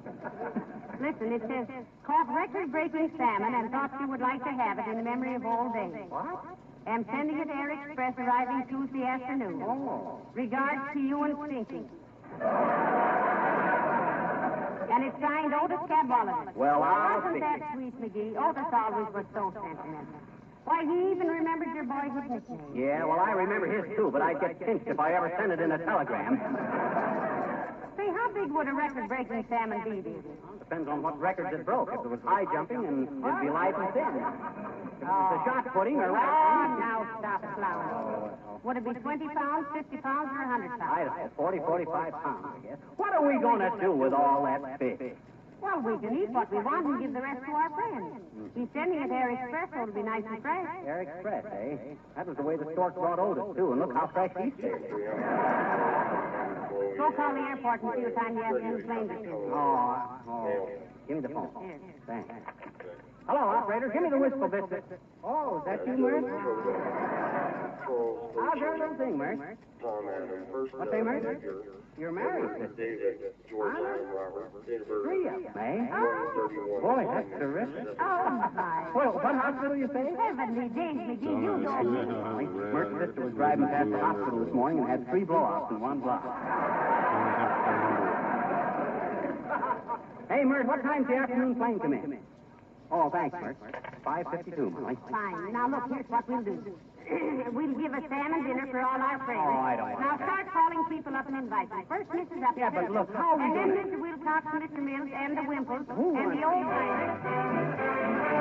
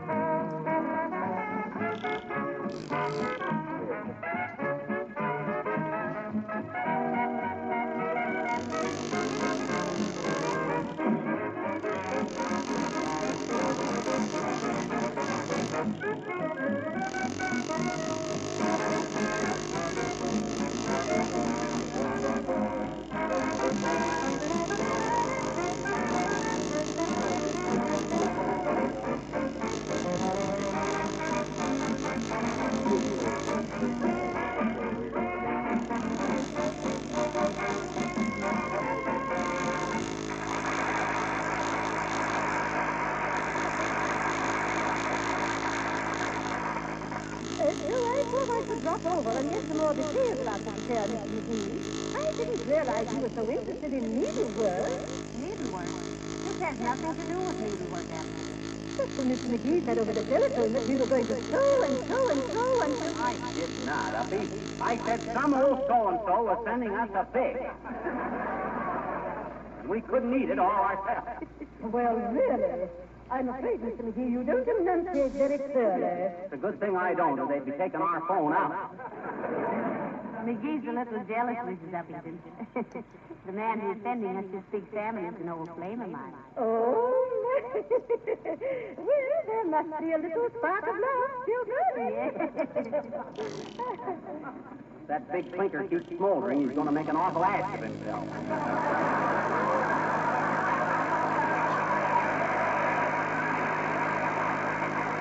Now, McGee, just because you never caught a record-breaking fish. I'm not so sure he did either. I'll bet he bought a dozen cans of salmon and reconstructed it. Oh, tell me, Mr. McGee, who is this fascinating chap? Fascinating my eye. He's got all the charm and personality of leftover spaghetti with meatballs. Well, his name is Otis Cadwallader, Abby. And you... My dear, not the Otis Cadwallader, the millionaire sportsman. What do you mean, sportsman? That guy won't even play bridge unless him and his partner can wear headphones. Now, McGee, you're really exaggerating there. He and his brother wanted to hear Bob Hope that night. So we the people lost 22 bucks. Say, how did you know about Mr. Cadwallader, Abigail? Oh, my dear, I'm constantly reading about him in the fashionable magazines. Oh, is he really as handsome as his photograph? He's pretty good looking. Wouldn't you say so, dearie? Not even if I thought so. Not even if I thought so. And I don't think so. Oh, Mrs. McGee, you... Oh, you're unfortunate girl, you. What? Why, Abigail? Oh, to think that you once had Otis Cadwallader in your grasp, and you passed him up for such a little... Such a little what? My gosh, it's the time before dinner. I must be going. Goodbye.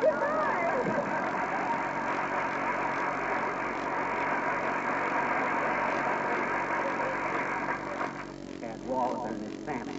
Got me talking like a salmon. Believe me, if I was still interested in a gal that had married somebody else, I'd send her something more romantic than a fish. Say, I never thought of it that way, McGee. It is kind of silly, isn't it? I'll say it is. What do he woo you with? Bouquets of herring and a 10-pound box of Whitman sardines? Well, you and me were about even, dearie. Huh? Your idea of a beautiful courtship was a ride on the roller coaster and 5 boxes of crackers. That was quite a sacrifice for me. The roller coaster always made me sick. Why, of course it did. Jade all the cracker jacks. I'll shut up. Come in. Hello, kids. What's all this about a fish dinner tonight? That's right, old-timer. We're getting a big fish from Oregon this evening. Coming by air. Oh, flying fish, eh? No, it's a salmon. Oh. Well, what time we might up to the trough tonight, daughter? Well, now, that's not a very elegant way to express it, Mr. Oldtimer, but the fish will be here about 6, so we leave about 6:30. You'll be here? Oh, sure will, daughter. Unless some unforeseen circumstance comes up. I don't know what it'd be unless my cousin Clarence comes in from Cincinnati. And he might, because he wired me to give him a date for tonight. And only one I could get with is my gal's sister, and only she won't go out unless my gal goes too, and I wouldn't trust Cousin Clarence with my gal, so I guess I better go along and keep an eye on her. Sorry, kids. An unforeseen circumstance has just come up. Thanks.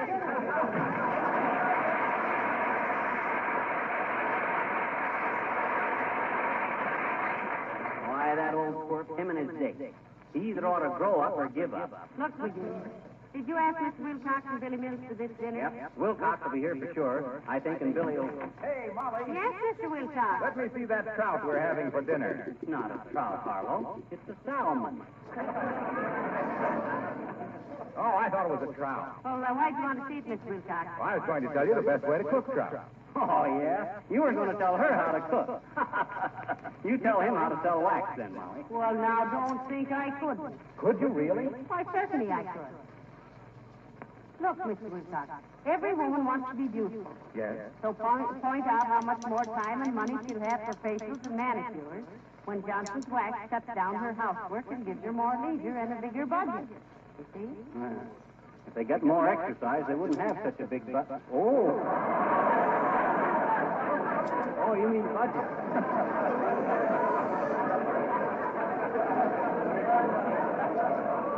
Oh. Go on, Molly. Shall I go on? Well, then, tell them how much more fun it is to entertain when their house or apartment is shiny and beautiful and easy to clean. And how windowsills and lampshades and everything are protected against wear and dirt and dampness. That's how I sell Johnson's Wax. Yeah. Now, you tell us how to cook a fish. Well, look, you take your trout. It isn't a trout, it's a salmon. But if it was a trout, you'd simply roll it in cornmeal. That's better than it ain't a trout. I know, but if it was... Look, Mr. Wilcox, when we have salmon, it's no use telling us how to cook trout. Yeah. Like when we won Johnson's Wax, it's no use trying to sell us something else. That's what I wanted to hear you say. Never accept a substitute when you want the real thing. Well, that ends today's lesson, folks. See you tonight.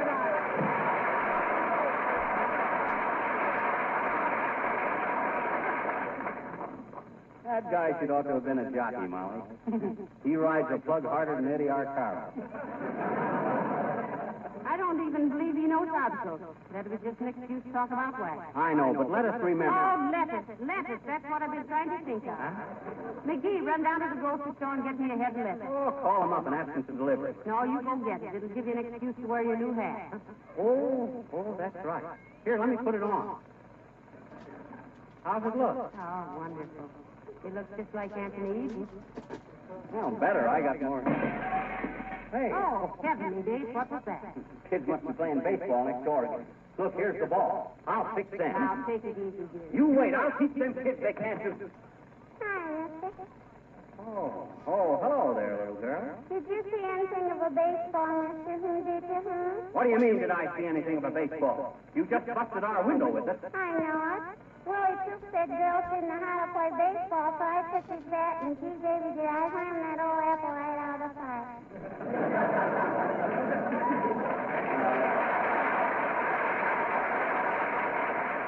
That's neither here nor there, sis. Who's going to pay for that window? You are, Betsy. Oh, no, I'm not. Oh, yes, you are. Oh, no, I'm not. Oh, yes, you are. Oh, why should I pay for it? When we paid for the baseball, you ought to pay for the window. I see. Why don't I buy you kids a new ball, too? Some uniforms and new bats and masks and catcher's mitts and all stuff like that there. Gee, that'd be wonderful, mister. When you going to do it? When you going to do it? That's right, I'm not going to do it. I just told you. Oh, hey, Mr. McGee, you got a new hat. Oh, yeah. You like it? Thank you. You look dandy in a hat like that. Thanks, sis. I'm glad you like it. Here, take your baseball. Be a little more careful after this. All righty. Thank you, mister. I knew you wouldn't be mean about it. That kind of time you look so nice in that hat. You really think so, eh? Mm-hmm. Here's 50 cents for a new ball, too. Gee, you're just wonderful, mister. I didn't know you were so good looking until I saw you in that expensive new hat. Oh, it ain't so expensive, sis. It's the way I wear it. Oh. Here's a couple of bucks for your team. Get a couple of gloves. Gee, thank you, mister. Wait till I tell the kids. We'll make you mascot. We need a new one anyway. You do? Mm-hmm. The dog catcher got the last one. Oh. Well, thanks ever so much, mister. And I'm sorry it isn't wintertime so we could throw snowballs at your new hat because we wouldn't do it, I bet you. Well, that's mighty decent of you, sis. Well, it's a mighty decent hat, mister. Is it a fedora? No, it's a Hamburg. Hmm? It's a Hamburg. I'm hungry.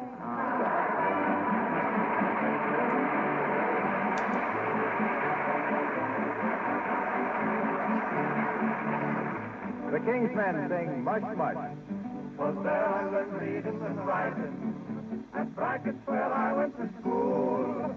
Was there I learned howling and fighting from the schoolmaster, Mr. O'Toole. Him and me, we had many a scrimmage, and devil the copy I wrote.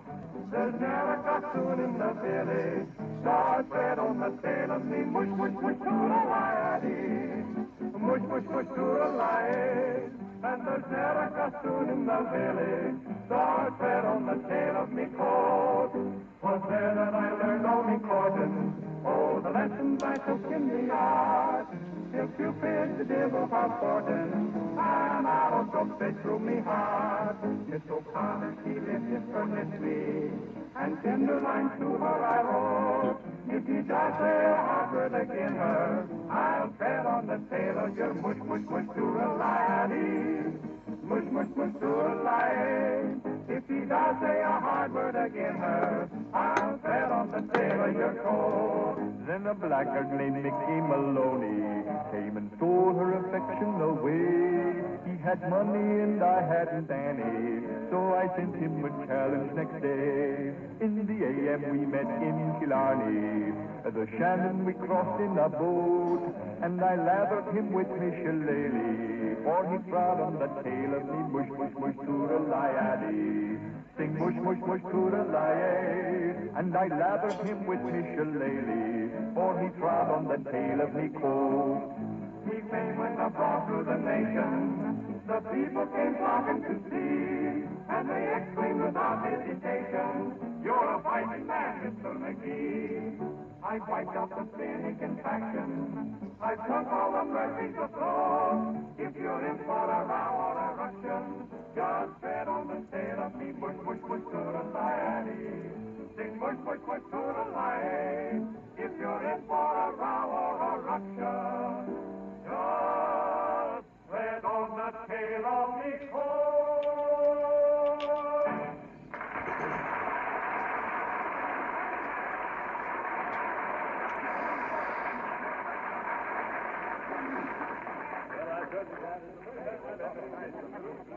Hey, Fibber, Molly, when do we eat? Yes, what about this fish?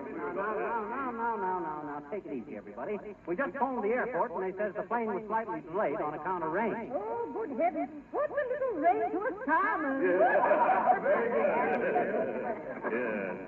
Excuse me, McGee. May I have a word with you? Why, sure, Gildersleeve. Just step over here for a minute. Hey, Molly, you better put out some more olives and potato chips. This mob's getting unruly. All right, What you want, Gildersleeve? Want to give me a cigar or something? No. I want to give you a little advice. Huh? Next time you invite people to a 6:30 fish dinner, have it at 6:30, will you? By George, here it is 7:15, and I'm so hungry that I... Now. Take it easy, Crocky. Well, We can't help it if the fish don't get here on time. I won't take it easy. I'm hungry, and when I'm hungry, I don't feel good. I've got a half a mind to walk out of here and go to a restaurant. You had half a mind, you'd sit down and relax, you big glutton. Now, look here, McGee. Isn't it enough that you invite me out here and starve me without insulting all there, Mrs. McGee? Say, what goes on here? This, quote, guest, unquote, of ours is Ellie Bay aching about the delay. Well, Oh, for goodness sake, Mr. Gildersleeve, it won't be much longer. Have some more olives. I don't want any more olives. Eat so many now, I feel like a pinball game. Don't worry, you ain't any pinball game. You can win with one of those. That settles it. I'm going home. Okay, go on home then, you whiner. Why, you inhospitable little henhouse Hibernian. What do you mean, hen house Hibernian? Shanty Irish, but he cleaned it up.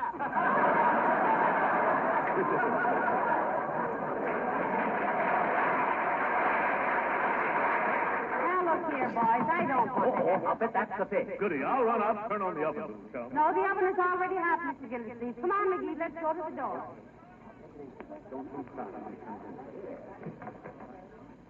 Oh, hello.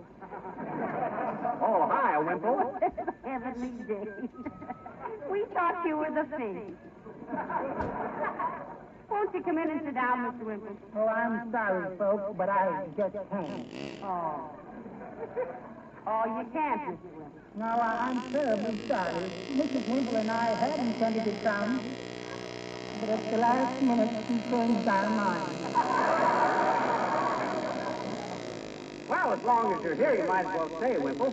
She wouldn't care, would she? Oh, yes, she would, Mr. McGee. She just fly into one of her tantrums, I'm afraid. Oh. Well, what does she do in her tantrums, Mr. Wimple? Oh, she just stands there and stamps her foot at me. Well, that ain't so fearful, is it? It wouldn't be if I could only roll out of the way quickly.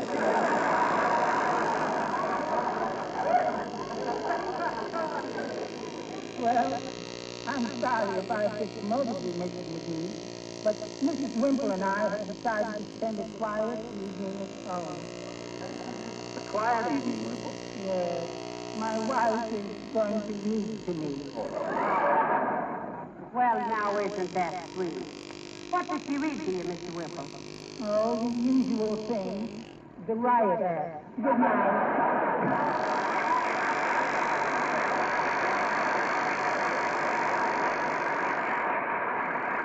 My goodness, dearie, what's delaying that saddle? I don't know. They said as soon as the plane landed, they were going to rush it right over here by motorcycle. Maybe I better call up the airport again. Oh, look, McGee, there it is. It's a messenger with a big package. That's all. Hey, everybody, it's here. Here it is. Give me that package, Bud. Thanks. Unwrap it quick, McGee. We're all starved.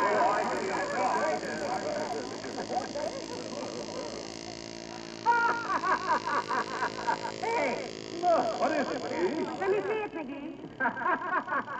Well, heavenly day. Hey, look, folks. It's stuff. Oh, my goodness. Stuffed and mounted on a board. Hey, quiet, everybody. Wait a minute. Here's the brass plate on it. What does it say, dearie? It says, to my schoolgirl sweetheart, Molly McGee. Every time you look at this, please think of me. Signed Otis Cadwallader.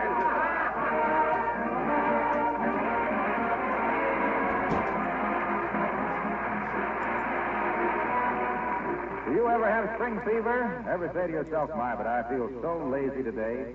Don't let it worry you if you do. You've got lots of company, including yours truly. Work is a great thing for everybody. Sometimes it's a lifesaver. But unnecessary work is, well, it's just unnecessary. Take your floors, for example. You could go on scrubbing your linoleum floors all your life, and what would it get you? Well, an aching back and red hands for yourself and ruined linoleum in the bargain. So, you wisely protect your floors with Johnson's self-polishing glow coat, saving yourself unnecessary work, keeping your linoleum always bright and shining, and making it last longer. And with the hours of time you save with glow coat, you can do important things that perhaps you've had to neglect. Reading, playing with your children, seeing your friends. Johnson's glow coat saves you work because it is self-polishing. Needs no rubbing or buffing. Look for the familiar red and yellow glow coat package at your dealer.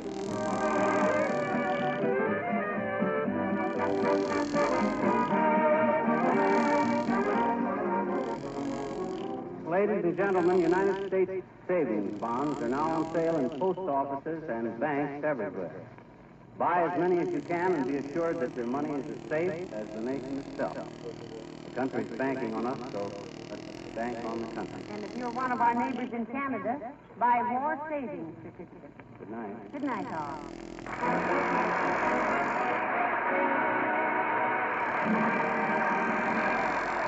This is Harlow Wilcox, speaking for the makers of Johnson's Wax Finishes for home and for industry. Inviting you to be with us again next Tuesday night. Good night.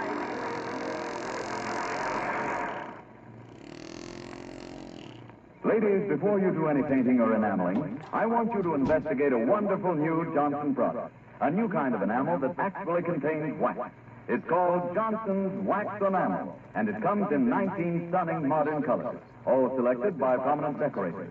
Even the names of some of these new colors are exciting. Daffodil yellow, Dresden blue, Cherokee red, jade green. Wax enamel has three very important advantages.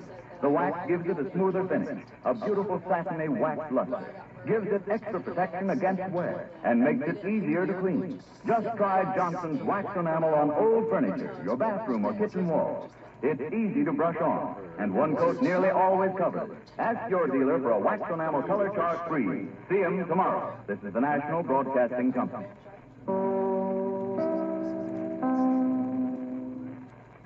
This is Chicago, WMAQ. The Johnson Wax Program with Fibber McGee and Molly.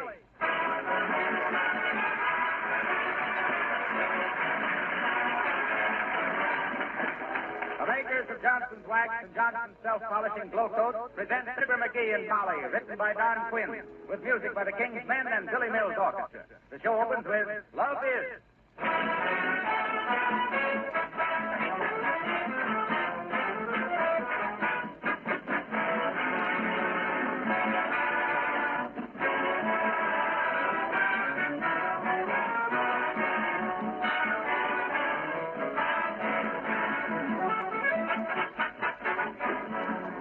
I wonder how many of you ladies were in the midst of your spring house cleaning today. I'd like to say a few words, especially for your benefit, on the subject of protective housekeeping. That's a very important subject because it offers you a chance to save work and to save money. Let me explain just what I mean by protective housekeeping. Instead of keeping your floors, furniture, and woodwork clean during the year by scrubbing and dusting, you protect them against dirt and against wear with a dust coat of Johnson's paste or liquid wax.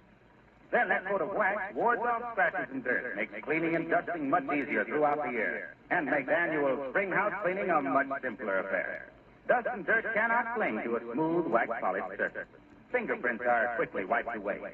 Traffic areas on floors can be touched up without re-waxing the entire floor. When you consider that Johnson's wax adds a rich glow of beauty to floors, furniture, and woodwork, that it has 100 extra labor-saving uses, then you should certainly try protective housekeeping with Johnson's wax in your home. Insist on the genuine Johnson's wax.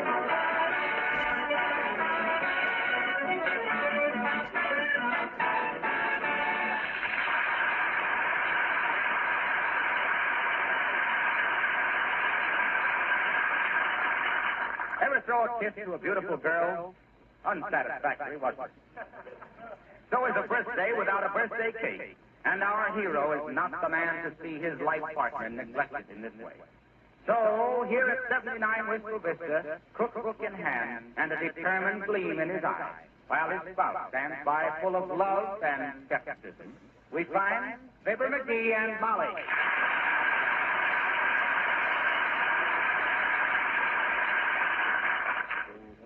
Oh, now, McGee, please, don't go to all that trouble. Put that cookbook down. What? If you must have a birthday cake for me, go out and buy one. No, sirree. I'm going to bake this with my own ever-loving hand. This is going to be a cake like you never flung a fang into. I'll bet it is the thing. What kind of a cake is going to be, dear? Oh, shucks, I can't tell you that. It's going to be a surprise. Now, you go on in the other room and read a book or something. Oh, let me watch. Oh, you keep trying to tell me how to do things. No, I won't really. Okay, then. Sit down and be quiet. Don't smoke till you're speaking to her. I mean, just quiet. Let's see. Fudge cake, sponge cake, change food cake, upside-down cake, party cake. Ah, party cake. Party cake, baker's hat. Now remember your promise. Oh, I'm sorry. Cake 24. Oh, here we are. 6 eggs, separated. Hey, Molly, where's the egg? In the refrigerator. Why, that's no place to keep eggs. Takes twice as long to fry them when they're cold. I never thought of that. I'll keep them in the oven after this series. Let's see now. Eggs, milk, butter, horseradish. That'll do it. Let's see. Heavenly days, you won't need all those pots and pans, will you? Look, now, you cook your way and I'll cook my way. Here, you hold 3 eggs and I'll put 3 of them back here on the shelf. What's the idea? The idea, the recipe says to separate 6 eggs.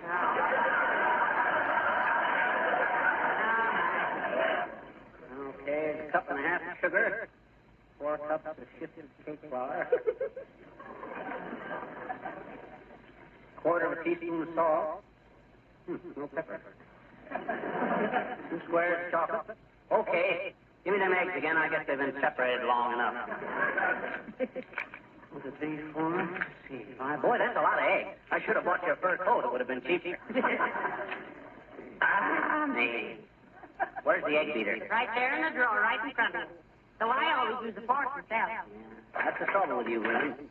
Some unsung genius spends his lifetime inventing an egg beater to save you trouble, and what do? Ignore it and use a fork. Well, now listen, you men are no better. You spend your young man who's looking for a good cook to marry and then mess around the kitchen yourself. Here, what are you doing? I'm squirting a little sewing machine oil on this egg beater. Kind of stiff. But listen, your cake will taste like oil. Oh, no, it won't. I took care of that. I mixed a little vanilla in with that oil. Yeah, that's better. Come in. Hello there, kid. How you fix for postage stamps? I don't know, old-timer. How many you want? Don't worry, honey, I'm selling them. 2-cent stamps for 1 cent. Today only. Heavenly days, how on earth can you do that? Forgot to mail my Christmas cards this year, daughter. Just found them and soaked the stamps off. How many you want? For every turkey you buy, I throw in a little bottle of glue. Hey, what you doing there, Johnny? Well, it's my birthday, Mr. Oldtimer. He's making me a cake. He is, eh? You know how to cook, Johnny? Well, we'll soon know. What do you mean, do I know how to cook? Sure, I know how to cook. I'm not only a cook, I was the greatest vegetable and fruit man in Peoria at one time. I never knew that, McGee. Oh, I've been covering it up. I wrecked my career. I was a failure. How's that, Johnny? It's any of my business, which it ain't, but I'm interested, and when a feller's interested, you can forgive a certain inquisitiveness because... Okay, I'll tell you. I was trying to raise a seedless watermelon. And I done it, too. And that's what finished me. Oh, well, if you succeeded, why did it finish you? Caused a terrific demand for seedless watermelons, and I couldn't sell them. Why not? I couldn't grow. Why not? No seeds.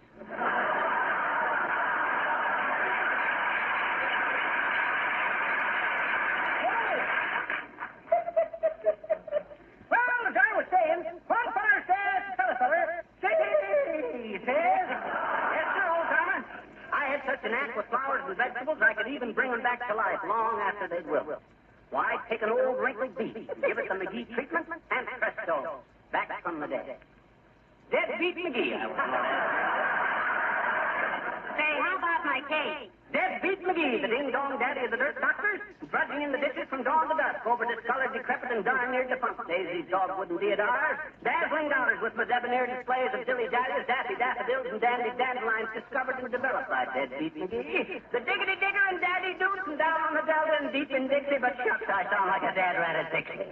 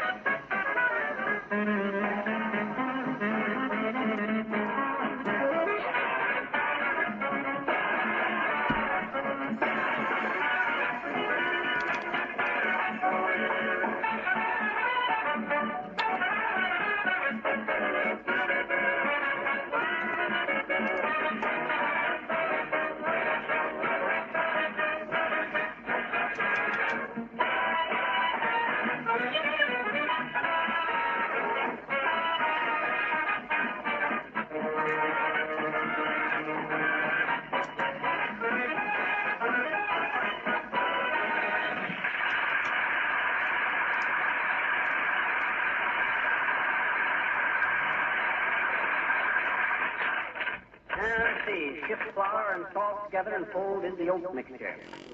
So you know where my tin chips are? What on earth do you want tin chips for? I gotta cut down a teaspoon. No. Put in a fourth of a teaspoon of salt. Make a fourth of a teaspoon. Don't be silly. Just fill it a fourth full. Huh?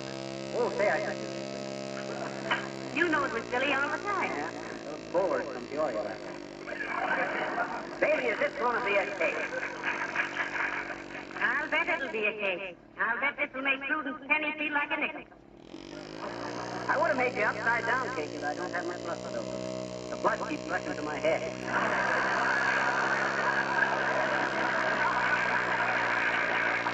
We'll see who that is at the front door, will you, Molly? I gotta finish mixing this batter. All right, dearie, and I hope you get to first base. Huh? Oh. I'm coming. Oh, can he bake a birthday cake to the boy, to the boy? Can he bake a birthday cake charming to the... He can bake a birthday cake that'll make him overbake, but he's a young thing and cannot leave his mother. Oh, McGee, it's Mrs. Uppington, and she wants to... Ah, what is that old... McGee, I said it's Mrs. Uppington, and... Tell the old moose I don't... Oh! Hi. Good day, Miss McGee. May I ask what you imagine you're concocting there? Well, it's a cake for me, actually. This is my birthday. Oh, really? Well, congratulations, my dear. I won't ask which one it is because I know. Oh, yeah? Well, which one? Her last one. Did she tell you that cake? Oh, I don't know, Uppy. I swing a pretty nasty casserole when I put my mind to it. Really? Let me know when your next birthday rings around and I'll put you up a cake, too. Only give me plenty of notice. Why, Mr. You don't think we could get enough candles right here in town on short notice? Well, I must say, Mr. McGee. Yeah, that's right. That was a very bad insinuation, Judy. I'm sure Abigail isn't many years older than I am. Though I was a little flower maiden at your wedding, remember, Abigail? Oh, indeed I do, my dear. Indeed I do. Even though I was still a slip of a girl at the time, I remember asking an usher to get you a chair. You look so tired. Well, I was just tired from laughing so hard. What was the joke? Otis can't monitor, you know. Otis was one of the little boys who was carrying the train of Abigail's wedding dress. And he had it a little too high, and he whispered that the bride was bow-legged. Not that I ever believed it, Abigail. Well, I should... Until I saw you in your Johnson. Please, Mrs. McGee, I think the discussion of my nuptials has gone far enough. Yeah, me too, girl. You sure squeezed that subject, all right? Let's get back to birthday. Want me to make a cake for your birthday? Thank you, no, Miss McGee. I have all my special pastry made by an expensive caterer. My last birthday cake cost me $75. Oh, not really. Did you demand an itemized bill, Abigail? Itemized? Yeah, it's probably $5 for the cake and $70 hush money. Really, Miss McGee? Well, I have never been snubbed like this in all my life. Honest, Abigail? You want to walk down the street in San Diego some night when the sleep's in.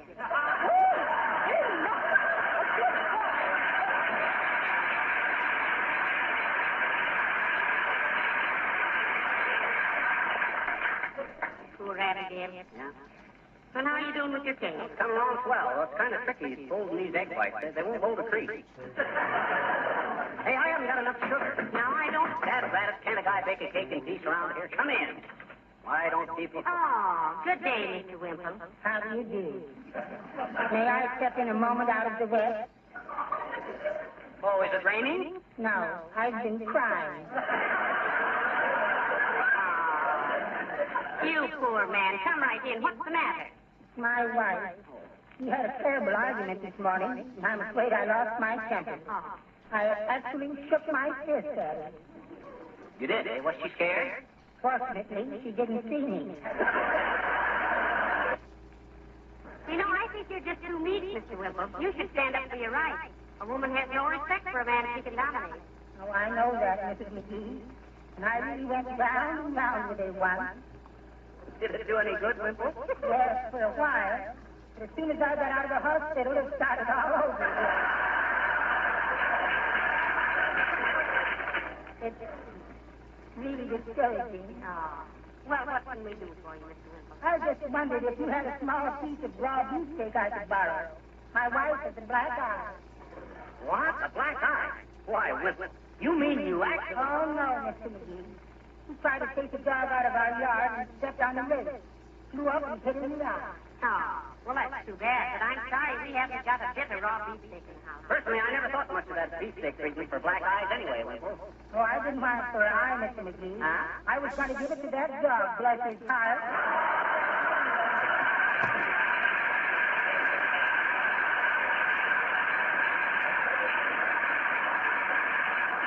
Well, poor Mrs. Wimple, that must have been a very painful experience. Oh, I don't know. Probably the only time in her life an old rake ever made a pass at her. Must have been quite a... Hello! Oh, say, what goes on? Molly's birthday, Hollow. I'm running up the cake. Really? Well, many happy returns, Well, Molly. thank you, Mr. Wilcox, and the balance of the day to yourself. Here, let me give you a hand with that cake, Fibber. No, let go, Hollow. I don't want to pay. Look out! Oh, now, Mr. Wilcox, see what you boys did. Spilled a big drop of batter on my linoleum. Yeah. Oh, that's all right, Molly. It's a simple matter to wipe it up with a damp cloth. That is, if your linoleum is protected with... We know. Johnson's self-polishing glow coat. And you spilled that stuff on Fibber so you could drag in the sales car. The idea is if you had to prove to me, of all people, how Johnson's glow coat protects the linoleum. Yeah, I'm sorry.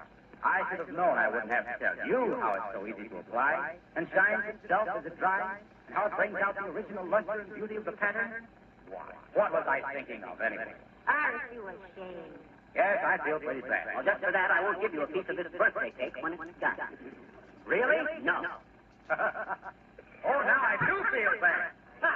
Oh, that's awful. No cake. I guess that'll teach me a lesson. Well, happy birthday, Molly. No cake.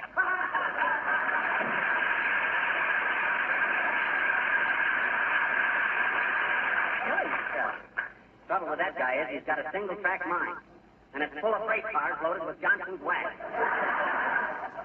Well, how about that sugar? Well, I'll go right away, dearie. No. Now, wait a minute. It's your birthday, and you're not supposed to do anything. I'll get it. Here, untie the tape. Thanks. I'll be back.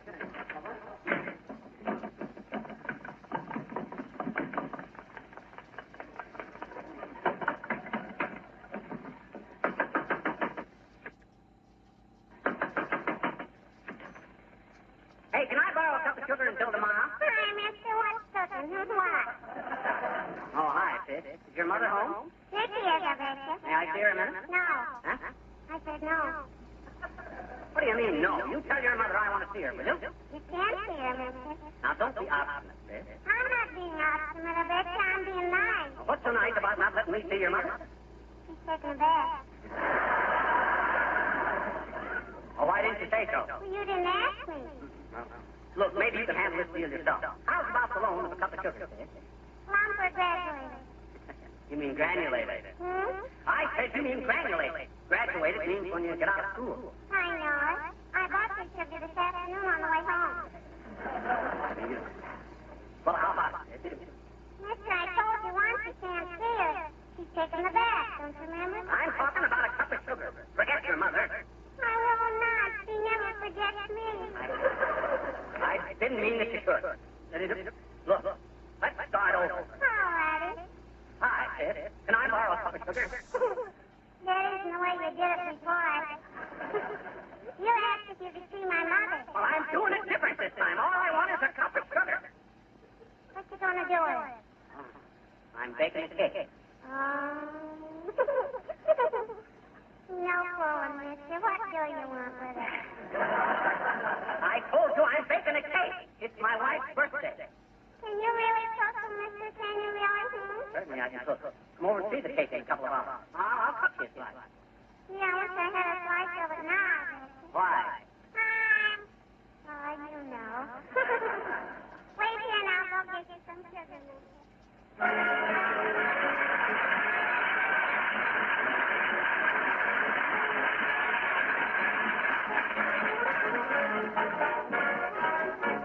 The King's Men sing Three Blind Mice. Three blind mice, three little innocent mice. Number 1 is thin. Number 2 is fat. Number 3 so fierce he scares the cat. I'm number 1. Number 3, three brave mice. Three hungry mice, three hungry mice. They lived in a farmhouse out in the sticks with a farmer and his little old wife. The thin little mouse had a very long nose. This is slightly free. One day he sniffed with his very long nose and shouted, I smell cheese. The fat little mouse had pulled his tail. The thin one led the way. The fierce little mouse brought up the rear to chase the cat away. Three hungry mice, three hungry mice. Scampering off to find the cheese and cut themselves a slice. Pitter patter, pitter patter, pitter patter, pitter patter, pitter patter, pitter patter, whoa! Three happy mice, three happy mice. They nibbled and nibbled and nibbled some more, till one by one they lay down on the floor, and all fell asleep and began to snore. Three sleepy mice. Oh, the farmer's wife sneaking down the hall with a carving knife. Three little mice who pulled the runaway, lost their little tails before you can say. Three blind mice, three blind mice. The thin little mouse is thinner now. The fat one became a rat. And the fierce little mouse jumped and smiled on the face of the old bobcat. Three blind mice, three blind mice. That is the end of the three little tales of the three blind mice.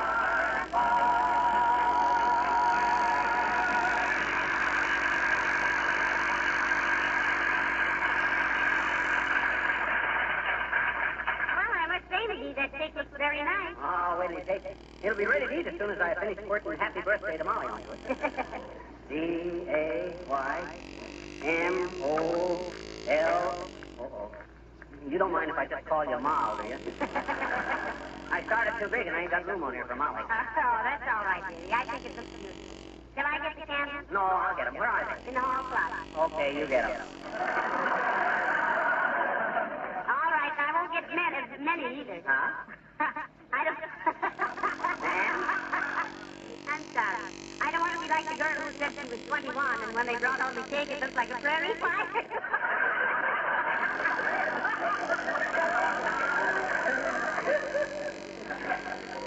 That gag will never be 21 again either. Oh, can you bake the birthday cake? Fibber boy, can you bake the birthday cake? Oh, Fibber. He can mix the batter up into a mixing hunk of stuff, but he can't. What? Here they are. Here's the candy. What? You mean you opened that hot faucet without it? I don't believe it. Let me go take a look. You start putting the candy on the table. All right, dearie. I'll do that. Oh, dear. Who's that now? Come in. Ah, there, Mrs. McGee. Good day. Oh, hello, Mr. Gildersleeve. Well, I see you've been baking yourself a cake. Looks delicious. Oh, I didn't bake it, Mr. Gildersleeve. McGee did it. What? Why, that... He did? Why, that little cake cooker. Well, I must congratulate the little rascal. Where is he? Well, he just went in the other room to check up on the...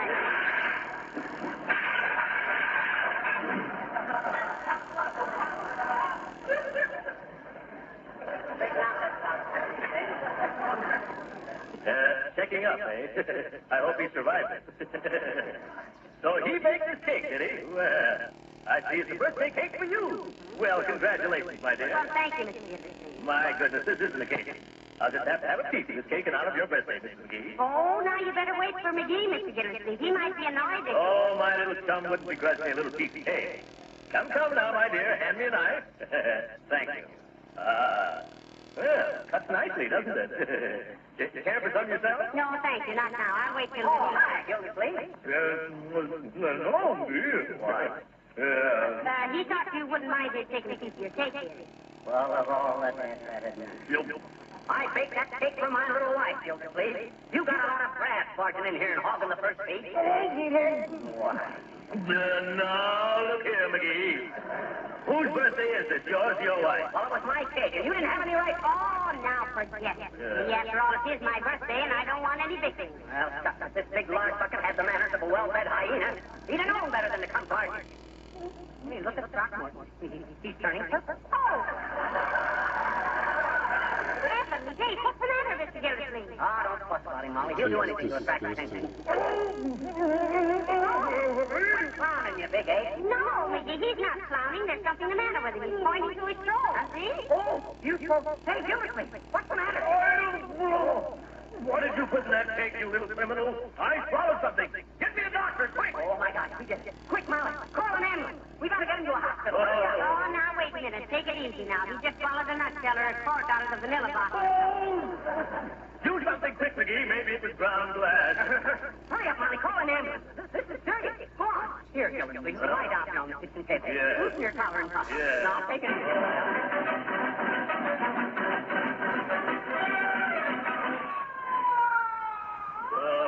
What was it, McGee? What did I eat? Now, don't worry, Gildersleeve. You'll be all right. Go faster, driver. We'll have you in the hospital in 3 minutes, Mr. Gildersleeve. Oh, Maybe this will teach you not to make a pig of yourself, Rocky. I know. I'm sorry, McGee, and I certainly appreciate all the trouble you're going to save me, little chum. What do you mean, save you? I baked a diamond ring in that cake for Molly. That's what I'm trying to say. Bring it up, driver. Save you.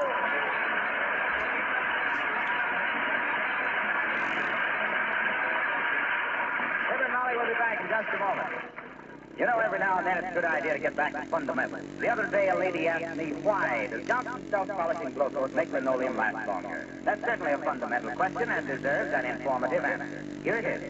In the old days, women used to scrub their linoleum floors at least once a week in an effort to keep them clean. Now, every linoleum manufacturer will tell you that continual scrubbing actually ruins linoleum. It softens the finish and finally makes it warp and split. In the meantime, the colors fade. Johnson's Glow Coat eliminates this continual scrubbing. It actually covers the linoleum surface with a hard coat that protects it against scratches and scuff and speed and preserves the colors bright and fresh.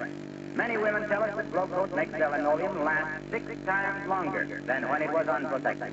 And besides this protection and beauty, Johnson's Glow Coat saves hours of work because it is self-polishing. Needs no rubbing or buffing whatsoever. If you don't have a supply of Johnson's Glow Coat on hand, be sure and add it to your next shopping list. Well, McGee, this should teach you a lesson to stay out of the kitchen. You know, it's no place for man. Is that so? Well, don't forget to remember the highest paid cooks in the world are men. Well, of course they are. That's Women are too smart to spend 12 hours a day over a hot stove. Good night. Good night, all.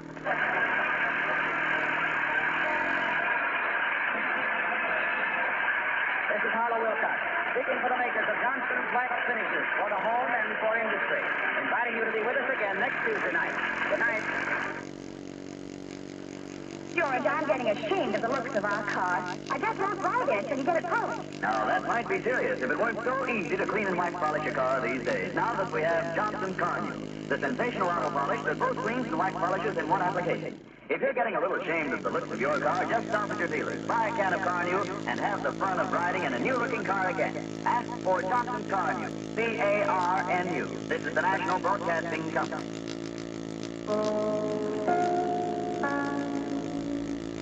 This is Chicago, WMAQ.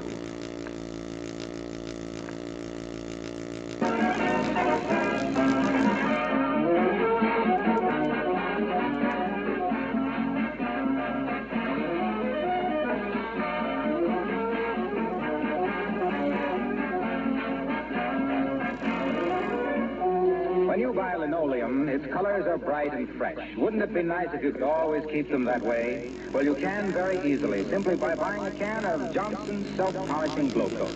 Glow Coat will not only keep the colors bright and new-looking, but it will also make the linoleum last years longer than floor covering that is continually scrubbed with soap and water. Too much scrubbing softens and cracks the surface. Glow Coat protects the surface. And besides this protection, Glow Coat is a wonderful labor saver. In the first place, it requires no rubbing or buffing. It's self-polishing. Just apply and let dry, and in 20 minutes you have a sparkling, beautiful floor. In the second place, it's easy to keep a glow-coated floor spotless. Spots and stains wipe up quickly with a damp cloth. You can use Glow Coat on your other floors, too, painted in varnished wood, rubber, and asphalt tile. You'll find it everywhere, that attractive red and yellow can of Johnson's self-polishing Glow Coat.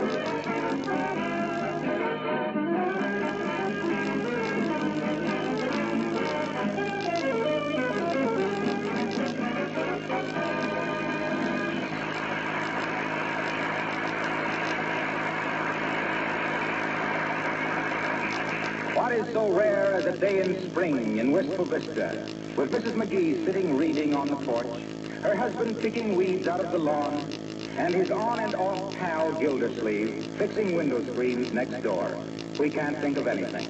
But that's how it is today with Fibber McGee and Molly.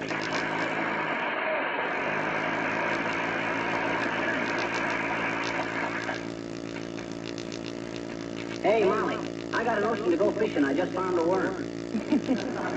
Well, keep scratching around here. Maybe you'll find a horseshoe and we can go horseback riding. Hey, how many dandelion greens you gotta have to make dandelion wine? The way you're working, McGee, you won't have enough by September to get a cucaracha cockeyed. You pipe down, Gildersleeve. I was talking to my wife. Well, I thought I'd take over your conversation for a while. You must get pretty tired of it. Say, aren't you men going to play tennis this afternoon? Or is it too strenuous for you athletes? Oh, Gildersleeve says he had to fix the window screens. I don't know why. I've seen all his clothes, and if I was a moth, I wouldn't want them. You tell her the real reason, McGee. You got smart and started bouncing the ball and landed on the roof. Well, get it down again. Heavenly days, I'll even buy you a new one. Huh? You will? Yes, I will. Anything to keep you two quiet. I'm trying to read this article about us in Liberty Magazine. Oh, you mean in the May 27th issue? Well, I can take a hint even if Gildersleeve can't. Hey, Gildy, come down off of that ladder a minute. I want to get my tennis ball off the roof. Who are you giving orders to, you little cigar holder? Get a ladder of your own. Well, of all the nerve. Get a ladder of your own, he says. That's my ladder of your own, and you know it, Gildersleeve. You borrowed it 3 weeks ago. You mean I managed to get it back 3 weeks ago? Why, you big salami. You know very well you just took it to fix that smoking chimney last April. Yes, and you borrowed it in January to get your alarm clock out of the elm tree. And what was our clock doing in the tree? I threw it at a cat one night. Now, look, Gildersleeve, I was the original owner of that ladder, as you very darn well know. And I've been pretty good-natured about you using it. Now, get off. I want it back. You got as much chance of getting it back as I have of bailing out over Scotland. And get away from this ladder. You make me nervous. McGee, don't take that ladder. You'll make him fall. Oh, so what? Might jar a little sense into him. You going to get down off of that ladder, Gildersleeve, or do I have to shake you off like a rotten apple? I won't get down. By George, this is my ladder, and I have a right. Stop it! Stop it! Mrs. McGee, make him stop teasing me. Oh, quit running to Mama, you big squealer. And I'll give you till I count 10 to get off of that ladder.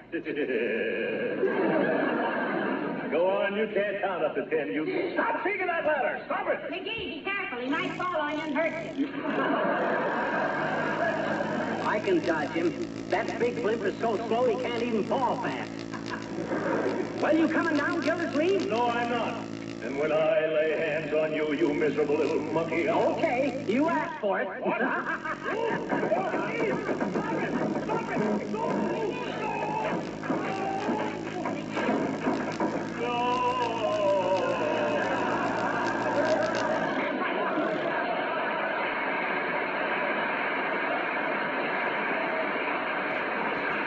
Uh-oh, I pushed a little too hard. Heavenly days. Is he hurt, McGee? Of course he ain't hurt.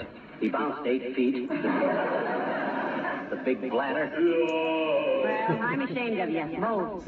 Now, you come right in the house before you have any more trouble. Oh, Molly, I don't want to go in the house. Wait till I get hold of you. What do you want me to go in the house for, Molly? You want to talk something over? Okay, let's go. Oh, wait a minute, McGee. I've got something I want to talk to you.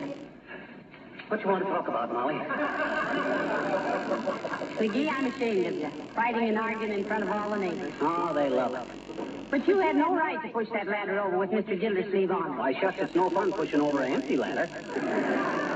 Besides, I didn't mean to push it so hard. But you were wrong in the first place. It is his ladder. Why, Molly?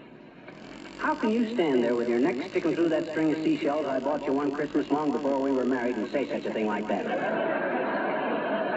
It is true, my ladder. Oh, no, it isn't. Dad rabbit, it is true. I distinctly remember tearing the wrappings off of it the day it come from the hardware store. Don't you remember that? Yes, I do. Aha. Because you borrowed it from Mr. Gildersleeve before it was even off the truck. What? I did? Oh, sure.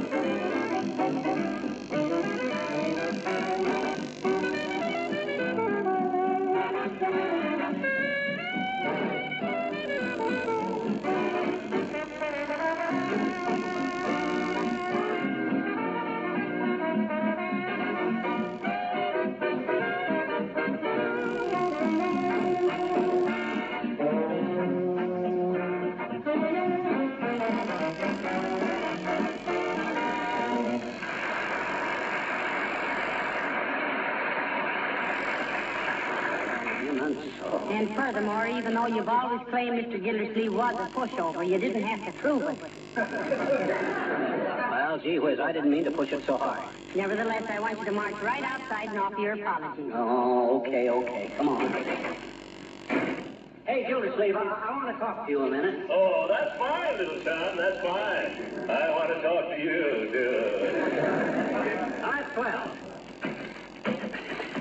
About that little ladder episode, Crocky, I had... Look out, McGee. He's got a baseball bat behind his back. Come on back here, Okay, you little assassin, and I'll wham a little of the whimsy out of your skippy little skull. Now, just a minute, Mr. Gildersleeve. All McGee wanted was to tell you. Tell him, Molly. It's all off. If you want me so bad, Gildersleeve, come on up here and get me. All right, by George, I will. One step further, and I sue you for trespass. You come on down here on city property and see what happens. You feeble little fugitive from a split gun. Why, you overinflated blimp.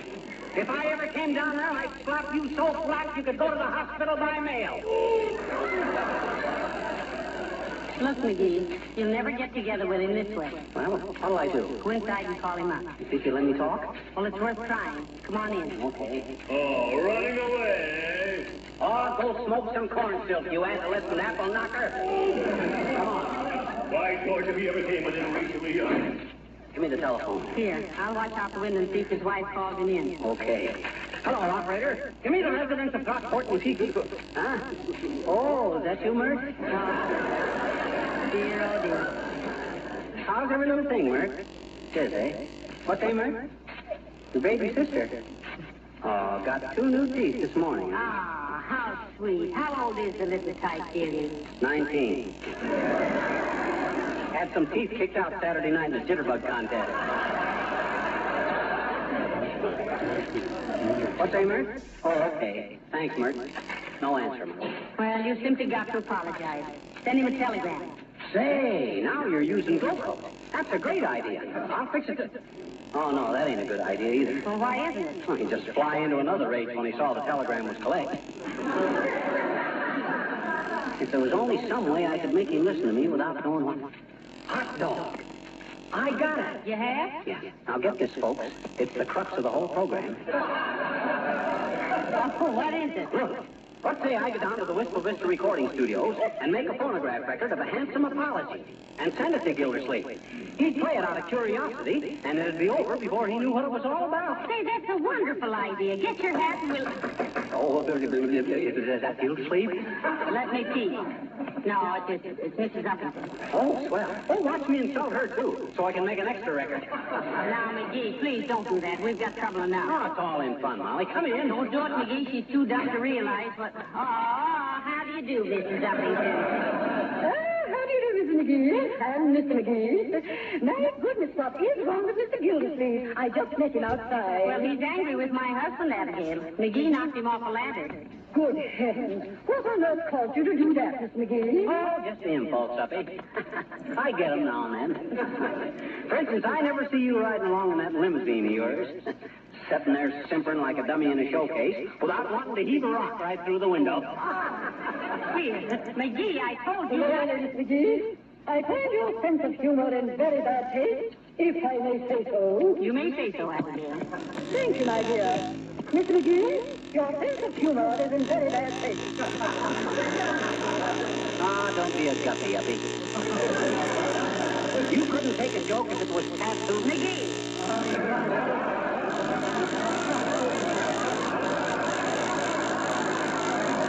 You stop at this minute. He's just trying to insult Abigail. Don't pay any attention to him. But I don't understand, Mrs. McGee. Why should he wish to insult me? Well, he wants to make another record. What, another one? What do you mean, another one? Why, you already hold the record for being the most boorish, insignificant, maladjusted little malamute in the neighborhood, if I may say so. You may. I do. You did. I know. Goodbye.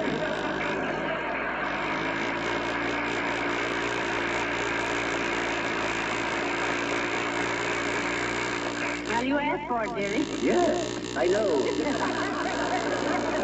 Now, the old moose crosses a pretty sassy adjective, don't she? Hey, is Gildersleeve still out in front any place? Let me take a look. No, I don't see... Wait a minute. Huh? What's that sticking out from behind that tree? Let me see. That's Gildersleeve's stomach. He thinks he's hiding. Like trying to hide a horse in a handbag. Well, let him wait. Come on, we'll sneak out the back way and go out the back door and hurry down.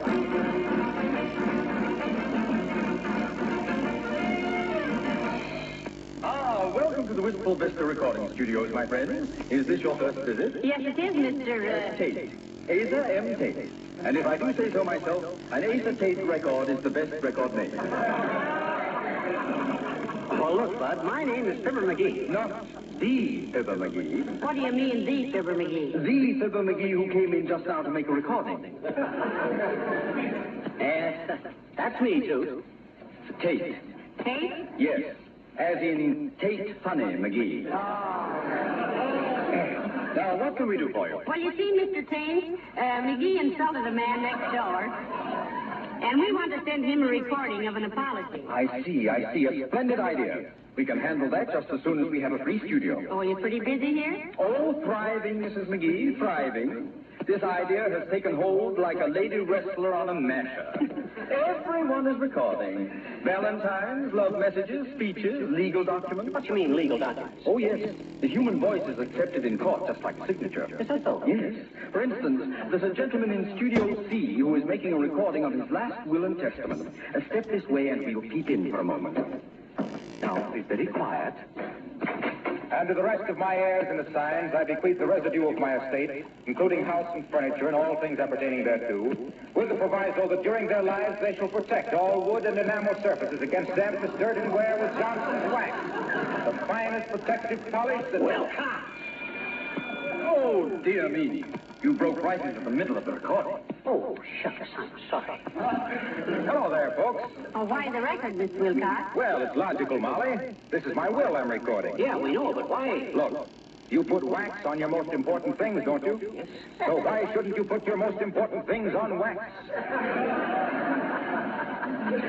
There's another familiarity, too, Howard. What's that? You ought to have it on a record because you've been going round and round on the same subject for 6 years.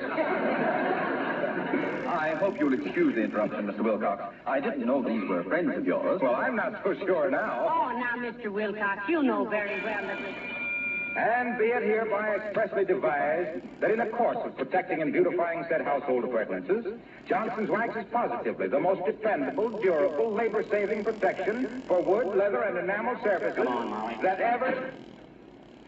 Isn't Mr. Wilcox very young to be making out his will, dearie? Oh, not necessarily. He knows he's going to kill himself one of these days trying to think up new ways to say the same old thing. Oh, here we go in there anyway. Look, Bud, how soon can I make my recording? Now, don't be impatient, Mr. McGee. We're very, very busy, you know. Let me think now. Well, hello there, Johnny. Hello, Dirt. Oh, hello there, Mr. Oldtimer.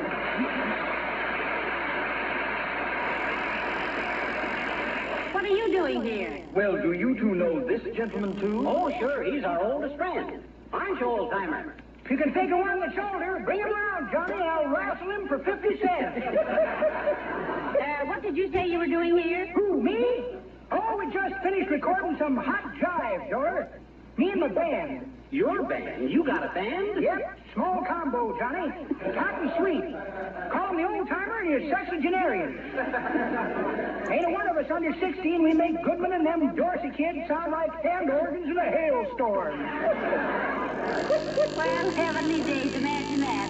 Are you making anything out of it, or do you work like George Bernard Shaw for your room and beer? That's pretty good, daughter. But that ain't the way I heard it. The way I... Uh-oh. Say, you gotta excuse me, kids. Gotta run down the hall and get some refills. Refills? For what? My comb. That's what I play in the band. Comb and tissue paper. Well, see you later, kids. I'll send you one of my records.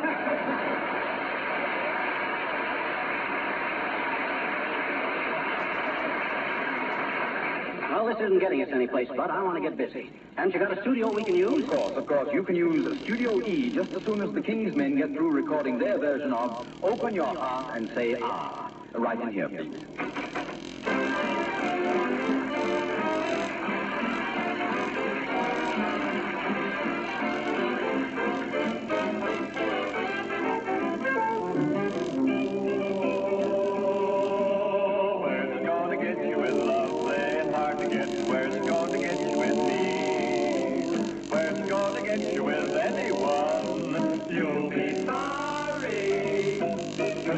No place to shake in your head. Nowhere, no search, so instead. Here's a formula for shaking the lead. Open your heart, say ah. You gotta be sweet if you wanna be wise. Sugar, honey, catch us flying. Here's a treatment that'll open your eyes, open your heart and say, ah. If I pet you when the lights are low, what's it gonna get you if you answer no? What are you gonna use for memories? If you're not open-minded, what do you know? You're gonna get kisses, you're gonna get love, more than you share, baby, of. What you're hoping if you'll open your heart, open wide, so I can hear it say,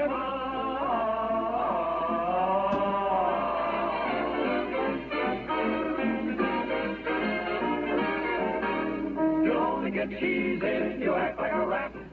Won't get diamonds, not like that. If I'm the doctor when I call it your fat, open your heart and say, ah. If I take you strolling by the bay, I may have to make you see the light of day. Gotta get what I get from you gladly. So get your heart to beat, what do you say? You're gonna get kisses, you're gonna get love, more than you've been dreaming of. So now you better start to open your heart, open wide, so I can hear it say, ah, ah. Mind the doctor, open up your heart and say,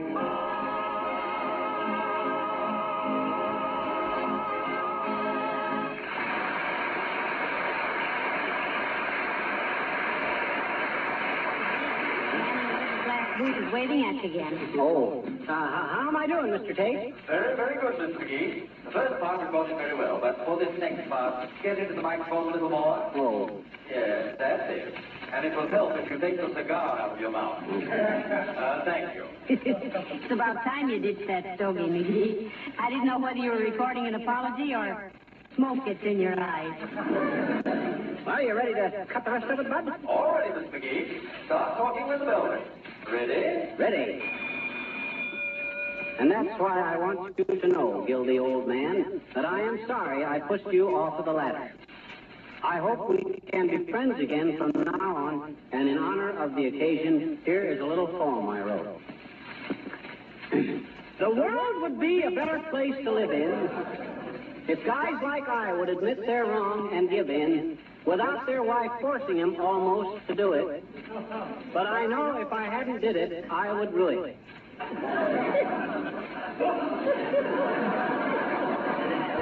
So here's to you, a friend true blue, from your little chum next door, dear Crocky.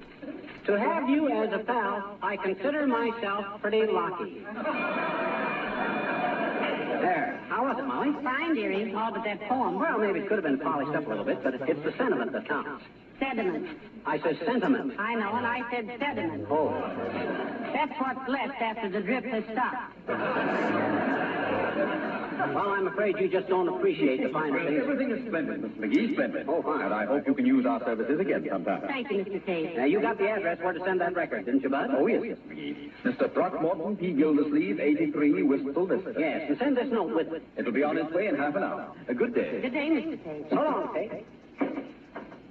Well, frankly now, McGee, don't you feel better for having made that apology? Even if Mr. Gildersleeve hasn't seen it yet. Oh, yes, I guess I do, but... Hello, Mr. McGee. Hello, Mrs. McGee. Oh, hi, Wimple. My, you're looking happy and cheerful for a change, Mr. Wimple. Oh, I am. I'm just a different person when I come down here to make my record.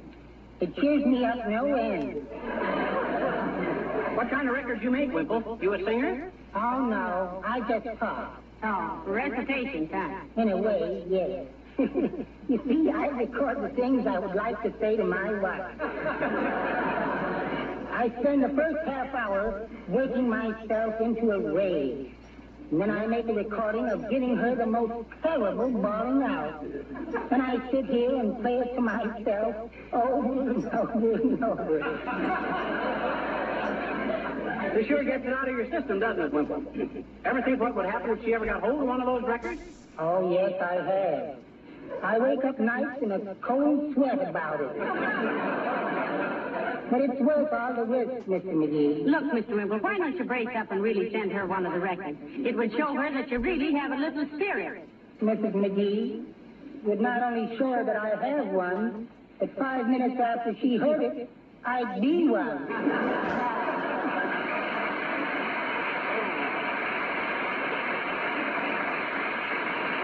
come on, Molly. Let's hurry home and wait for Gildersleeve's reaction. All right.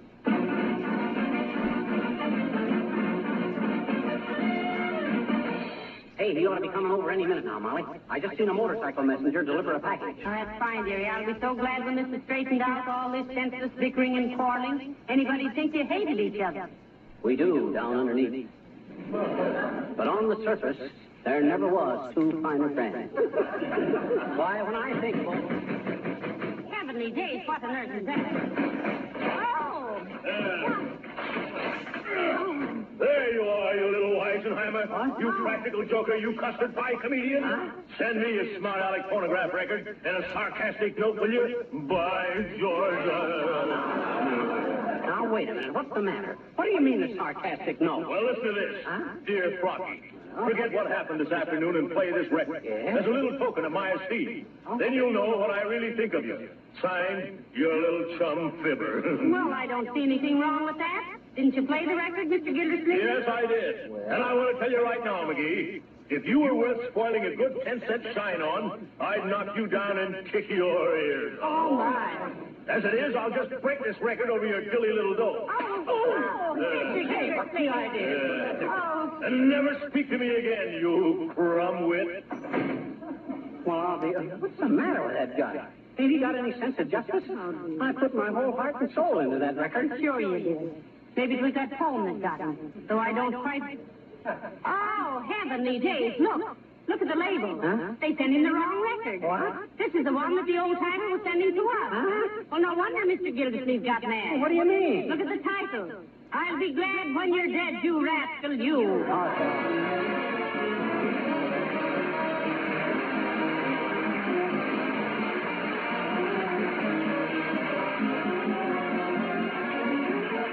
Fibber and Molly will be back in just a moment. Say, aren't these just about the busiest days you could imagine? There's so many things to do every hour of the day, it almost seems like the days are getting shorter instead of longer. Of course, that makes us all grateful for anything that saves us time and work. That is, unnecessary work. Which brings me, naturally, to Johnson's Self-Polishing Glow Coat, the modern floor polish that goes on saving hours of work every day for women everywhere. The main point about Glow Coat is that it not only saves work, it makes floors more beautiful, protects them against wear, keeps the colors of linoleum fresh and bright indefinitely. In fact, makes your whole kitchen a more cheerful place to work in. It's because Glow Coat has so many advantages at such small cost that its popularity just goes on increasing month after month. Glow Coat needs no rubbing or buffing, remember that. You just apply and let dry. In 20 minutes, you have a floor that sparkles with beauty. Need I say more? Order Johnson's Self-Polishing Glow Coat tomorrow. Well, it's really too bad the records got mixed up, dearie. Yeah. But you can have the man at the recording studio send Mr. Gildersleeve an explanation. Yeah, I can straighten that out, okay. I'd even kind of like to go down and make some more records. All right, let's. You have a dandy voice for us. Honestly, you think so? I certainly do. You might even get a job as a news commentator. Oh, boy. Like Raymond Graham Jazz. Swing. Well, you could try that, too, but commentating is more dignified. Good night. Good night, all.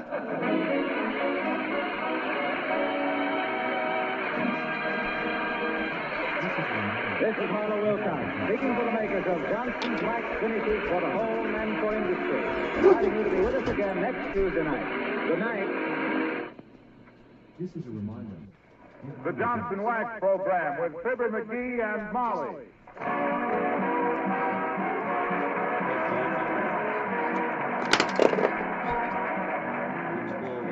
The makers of Johnson's Wax and Johnson's Self-Polishing Glow Coat present Fibber McGee and Molly, written by Don Quinn, with music by the King's Men and Billy Mills Orchestra.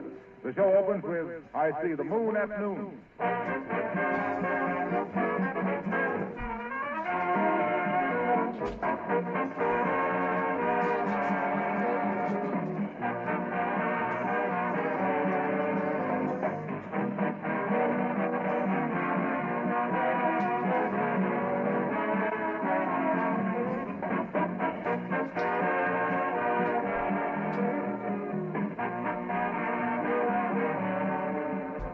A very pleasant word in any language is that 8-letter word, vacation.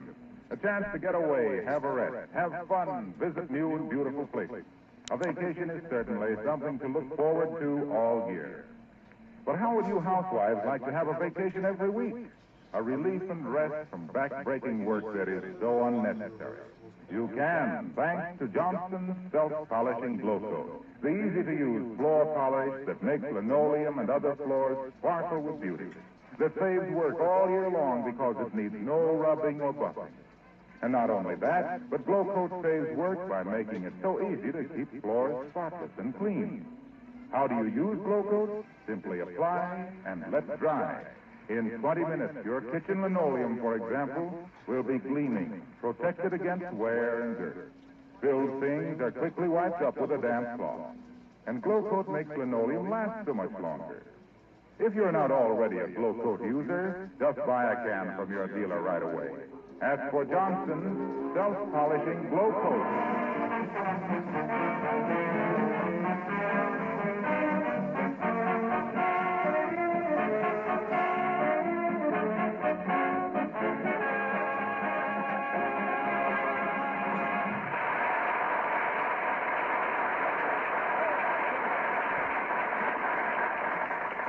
Looking through the family photograph album is guaranteed to arouse memories of days which have passed. Thank goodness. And here at 79 Wistful Vista, the family's Rogues Gallery is getting a once-over light from Fibber McGee and Molly.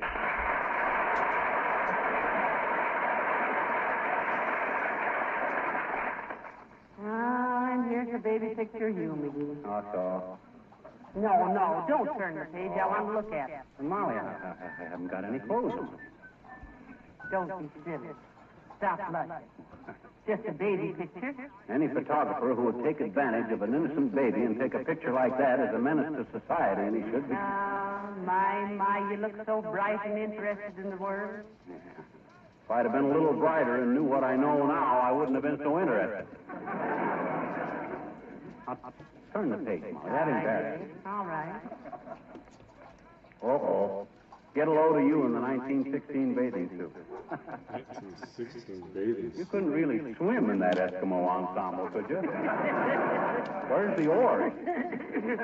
Well, as I remember, dearie, it was considered more ladylike to stick one toe in the water, scream delicately, and then walk up the beach looking for pretty pebbles which weren't very pretty when they dried out. Well, I liked it. Hey, who's the handsome lifeguard in this picture with you? Don't you know? No. That was Stinky Hinckley that I used to go to school with. Oh, yeah. Oh, look over here. Snapshot of Uncle Dennis. He always wore those open-collar sports shirts. He had to. There's a guy who's got to have plenty of elbow room for his Adam's apple. Now, Uncle Dennis isn't so bad. You're inclined to exaggerate his weakness. It'd be hard to exaggerate his weakness. That guy's had more swallows than Capistrano. Well, he isn't so bad. Oh, look. Here's a picture of you in your army uniform. My soldier boy. Yeah. A little baggy in the puttees, but still my soldier boy. I think those uniforms were designed by the same guy who made your 1916 bathing suit. Still, it was a pretty good army for the shapes they were in it.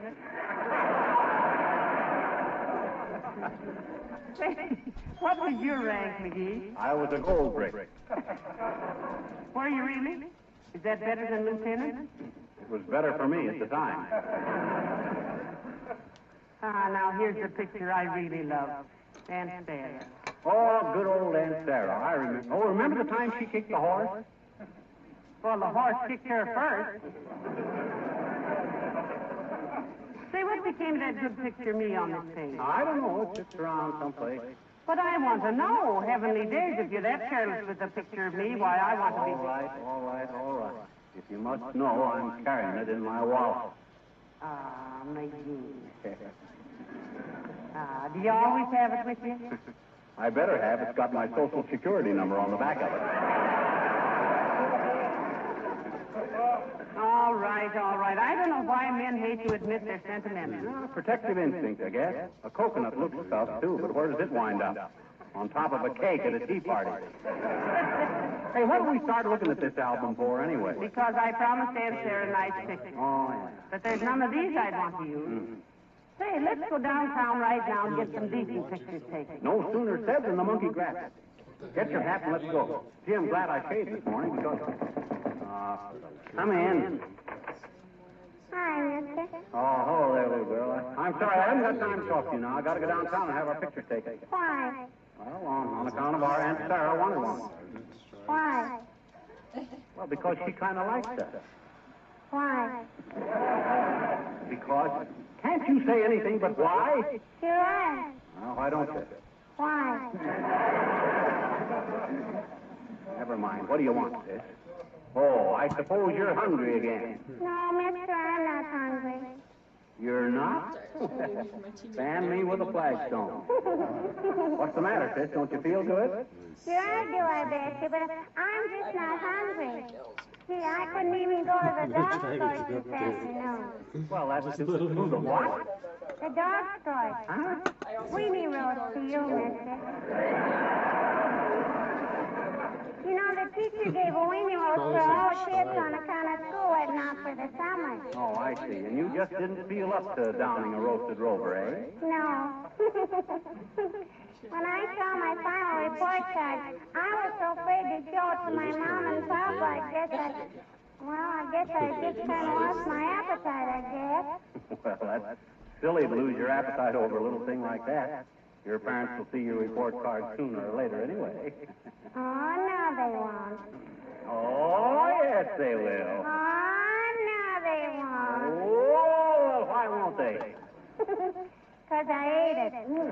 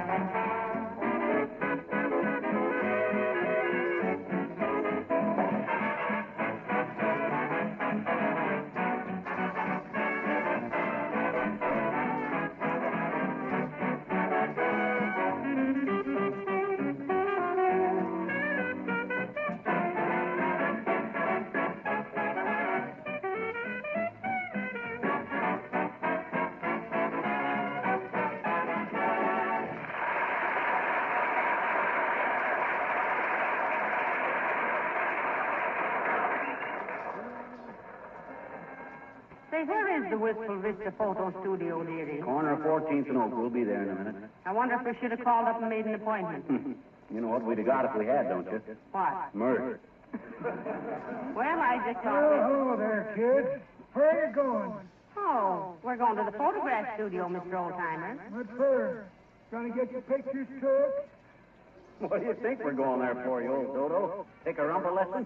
Oh, don't say rumba to me, Johnny. I'm just smack dab wore out from it.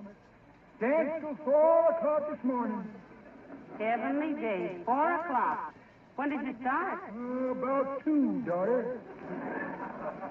And I was tired when it started because I've been bowling all evening.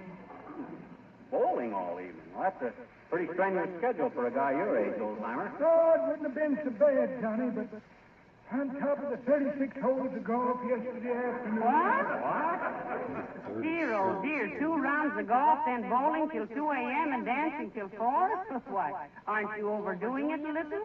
Might be at that, daughter. I guess I'm slipping.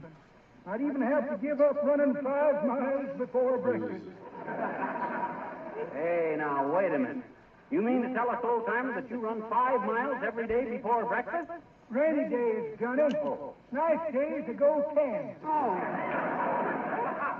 Kind of tones me up. But I don't know. Last few days I've been getting kind of droopy. Don't seem to have any pep. Just sort of, oh, sweet Jiminy. What's the matter? Just remembered. Sorry, kids, you'll have to excuse me. I'm in a handball tournament down the athletic club. I'll see you later.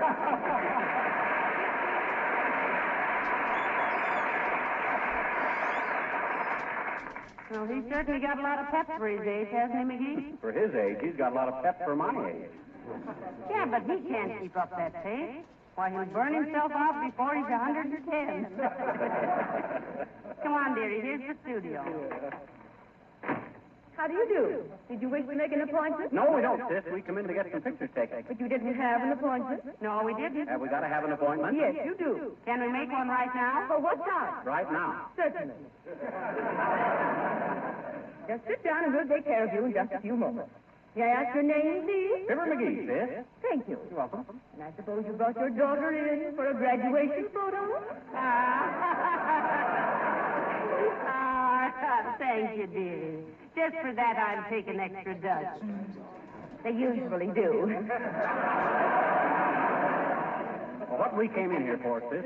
Nay, what an ordeal. Please send me proof as soon as possible, my dear. These pictures are for the society section. Certainly, Mrs. Uppington. Which one do you think you'll like? I think I prefer the one showing me camping through the park on my favorite horse. And I... Oh, May, how do you do, Mr. McGee? And Miss McGee? So you've been mugged for the society section, have you, dearie? And what's this about your favorite horse? Oh, just background, my dear. One's public demands a certain stage setting for we society folk, you know. I'd like to take a gander at you cantering through the park, with or without a horse. I'll bet you're the cream of the riding crop. Say, didn't I see your picture in a magazine giving a testimonial for Kirtlemeyer's sketches, Abigail? Possibly you did, my dear. I do a great deal of that sort of thing in my position, you know. The proceeds go to charity. Oh, that's very sweet. Do you ever go in for billboards? Yes. Yes, but I gave that up, Miss McGee. The passers-by were quite disrespectful, and I don't look well in a mustache. Oh, are you here to sit for a portrait? Yes, we are, Abigail, and I hope we get some good ones. Oh, I think you'll find this turned out excellent work, my dear. They've taken some very glamorous portraits of me. Well, Mrs. Uppington, if they could take glamour... McGee! Don't say it. Don't say what? What we were both thinking. Okay, I won't, but I'm telling you, it was a nifty. You want one of our pictures when we get them up? Oh, I would dearly love to have another one of you. Thank you. I still have one of Mrs. McGee. Oh, didn't you have one of McGee, too? Oh, yes, a life-size head. But last fall, my little nephew saw it on the piano and insisted on having it. Well, hero worship, you know, Uppy. There's something about an older, dignified man that kids instinct. Oh, no. It wasn't that, Mr. McGee. It wasn't? No, he cut the eyes out of it and was using it as a Halloween mask.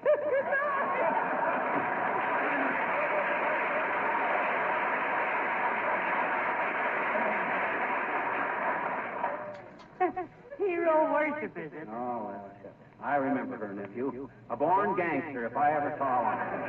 Why, personally, I think that... Okay, Ernie.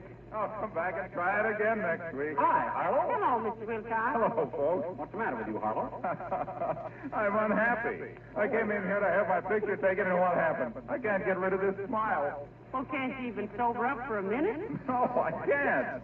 I'm so darn happy about the popularity of Johnson's wax and how it's saving hours of housework and making homes beautiful and charming that I just can't help smiling. Well, I'll wipe that smile off your face, my friend. Just think of the years of monthly payments you'll have on that new house of yours. Yeah. How about all that new furniture? Wait. That's one thing that makes me so happy. Think of the fun I'll have Johnson waxing it. Oh, boy. Well, I'll see you later, folks. Maybe next week I won't be so happy.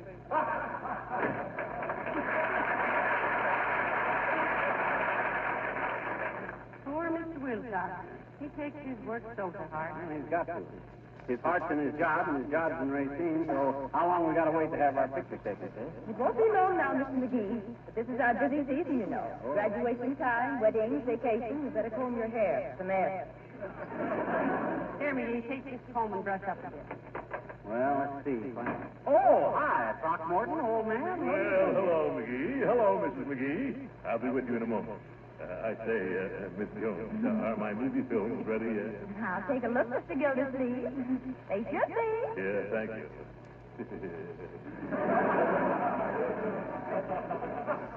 Well, what are you doing here, folks? We're going to have our pictures taken, Mr. Gildersleeve. My goodness, why didn't you tell me? I'd have done it for nothing. I'm quite a photographer, you know.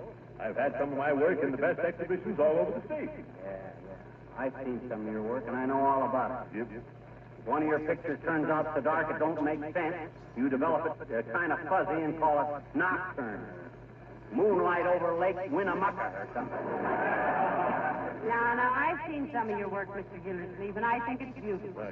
McGee is just jealous. Jealous my left hind foot. Gildersleeve's the kind of a photographer who takes pictures of a girl and a bulldog and calls it Beauty and the Beast.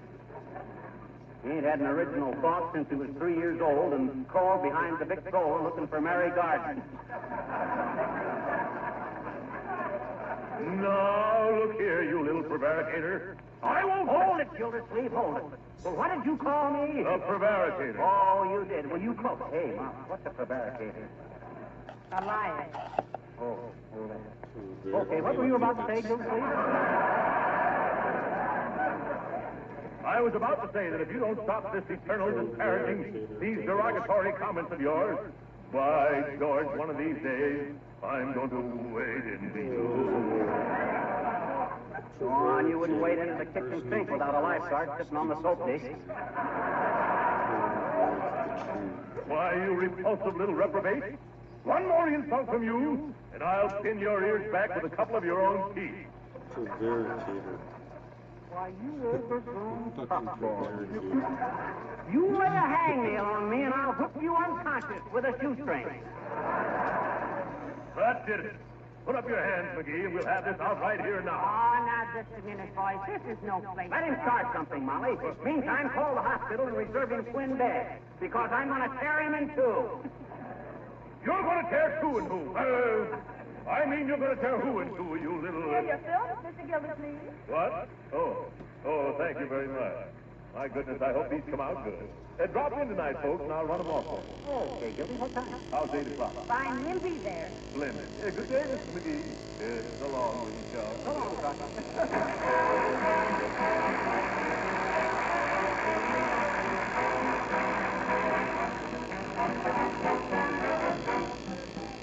The King's Men sing the Jewel song, but not from Faust. On a path in the park in old New York, a boy and a girl were taking a walk. They pledged their love in double talk. They were really doing it. Now they got me doing it. Jewel-a-boo, jewel-a-jack-rack, jewel-a-boo. Every time they stand by the wheel, jewel-a-boo, so real. Jewel-a-boo, jewel-a-jack-rack, jewel-a-boo. Every time they stand by the wheel, jewel-a-boo, so real. Just do this easy, so cool and breezy. Just take it easy. Jewel-a-boo, jewel-a-jack-rack, jewel-a-boo. Every time they stand by the wheel, jewel-a-boo, so real. I met with a gal and her name was Silly. Like a herd like a silly, won't you be less silly? You should have seen the change coming over that silly. Won't you diddle-a-boo, so real. boo, shoot like Jack, shoot a bob boo. Every time I see it, silly by the wheel, boogie diddle all boo, mobile. Now like this big park like this been, it ain't where you're going, it's where you've been. This is just where I came in, boogie diddle all boo, mobile. No rhyme nor reason, but kind of pleasing, always in season. Choo, choo, choo-la-boo, choo like bang like choo-la-boo. Last time song, silly by the wheel, boogie diddle, riddle, riddle, riddle, fiddle, riddle, fiddle, took a diddle, riddle, bang, feather, sure, sure, sure, how silly it makes you feel, boogie diddle, la-la-boo, so real, so real, so real. Never get a better with a diddle, riddle, bang, feather,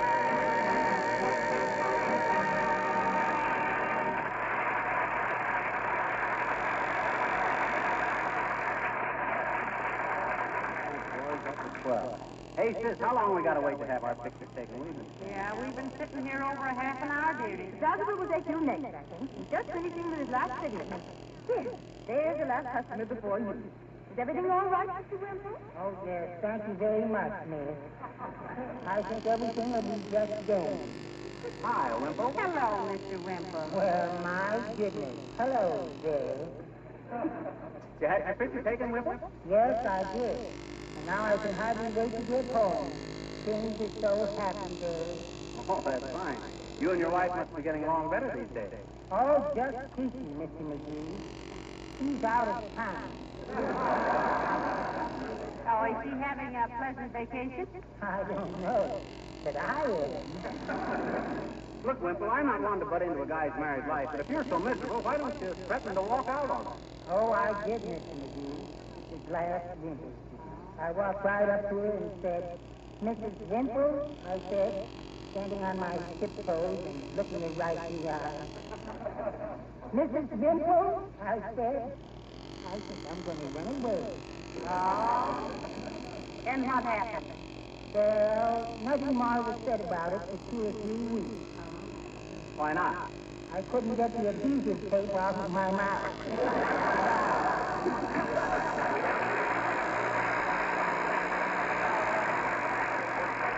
Well, you know, I sometimes think he enjoys his mistress. Sure he does. He dramatizes himself. And a worse piece of playwriting I never did see. Mr. McGee, you and Mrs. McGee may go in the studio now. Oh, right ahead. Right, thank you, dearie. Come on. Oh, boy. Oh, look at the equipment.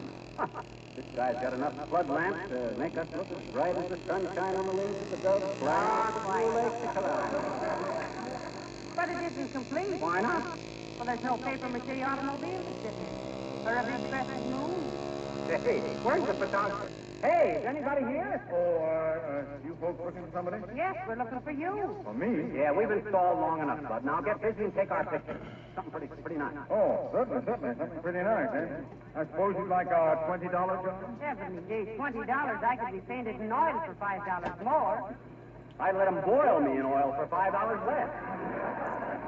$20, is that the cheapest job you got, Bud? No, we have a $15 special, and that's only $7.50 a piece, you know. Must be paid in advance. Otherwise, there's a slight carrying charge. Well, all right. The best is none too good for us. Pay. What do you mean, pay? Since when do we have to pay in advance to get our picture taken? Well, of course, if you prefer the $20 buffer, sir. Yes. $15. Now make it snappy.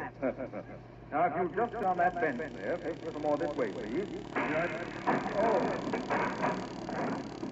Oh, dear. That's a clumsy old man. You don't seem to know your way around your own studio, mister. That sneering expression won't photograph well, madam. Smile, please. That's better. Now, wait till I arrange these lights a little. Hey, quit shining them lights right in my eyes. I can't see a thing. You're not supposed to see anything, sir. I'm the one who's taking the picture. Now, just relax and smile. Like this?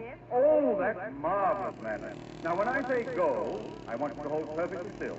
This is a time exposure, you know. Are you ready? Ready. Ready. Go.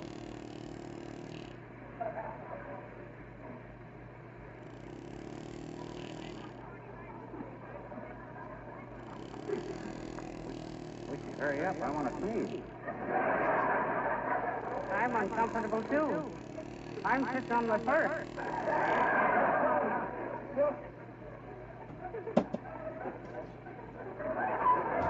Must be awful slow film he's using. This is the longest double feature I ever sat through. Oh, I can't hold it any longer, Molly. Hey, Bud, how much longer are you going to... Hey, you, photographer! Hey! That's funny. You who, Mr. Photographer? Hey, well, this is a fine state of how do you do. A fine way to run a studio. Hey, Bud, what's the idea? Well. So you are Mr. and Mrs. McGee. I'm Mr. Backrack, the photographer. Well, how do you do, I'm sure. Hi, Bud. You better tell your assistant that it ain't very polite to get a customer all set for a time exposure and then run out to lunch or something. My assistant? Why, I have no assistant. I do my own work. Now, let me see. I think I'll pose you two against that drapery over there, if you don't mind. Now, wait a minute. If you don't have any assistant, who just took our picture? Well, I wouldn't know, madam. Who did? Hey, what is this, a gag? Look, Bud, when we pay our $15 of our good money to have a picture taken, we expect $15? Yeah. My fee's only $7.50, Mr. McGee. Well, then why did your assistant collect 15 in advance? I tell you, I have no assistant, and we never collect in advance. I haven't the slightest idea what to... Oh, yes, Miss Jones. That man who's been testing us for that $15 electric light bill. Yes? He just poked his head in and said to never mind it. Oh, thank you very much. And now then, about this portrait, Miss McGee, how would you like to be taken? You hear that, Molly? Yes. How would we like to be taken, he said. How would we like to be taken? I'll show you how we'd like to be taken, Si. That's how we'd like to be taken. What is it?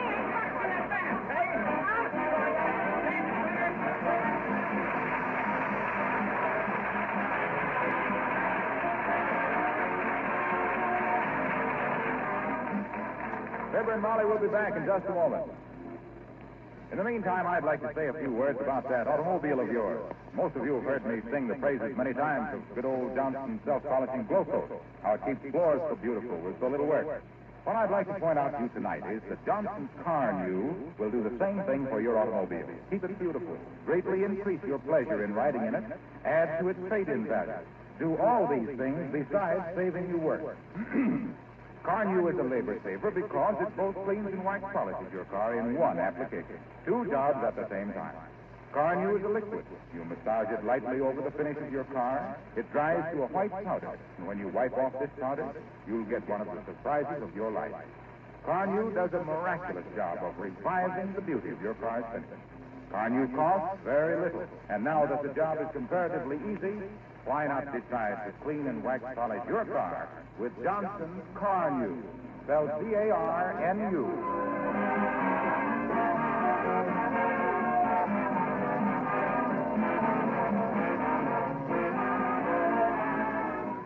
Ladies and gentlemen, with vacation sneaking up on us in a couple of weeks, we think we ought to have you meet some of the people who have done such a swell job with us all this time. That's a swell idea, McGee. First, we want you to meet a young man who's been with us ever since we started.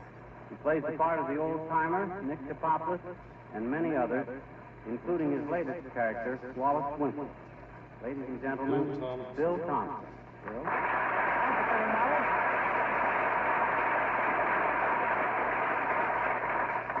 The next, a lady with a background of numerous Broadway shows and network broadcasts, who plays the part of Mrs. Abigail Uppington, Isabel Randolph.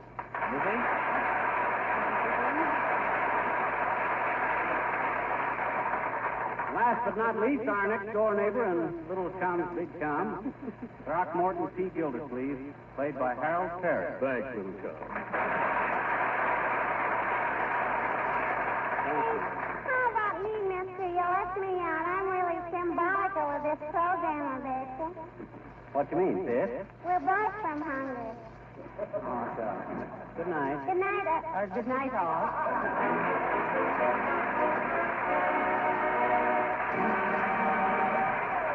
This is Harlow Wilcox, speaking for the makers of Johnson's Wax Finishes for the home and for industry, inviting you to be with us again next Tuesday night. Good night. With so many things to do these days, you certainly want to save all unnecessary work, especially with summer calling you out of doors.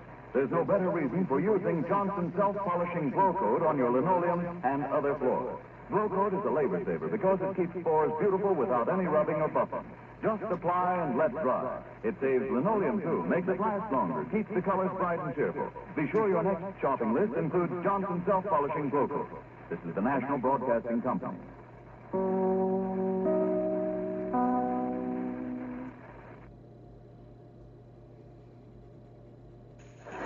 The Johnson Wax Program with Fibber McGee and Molly.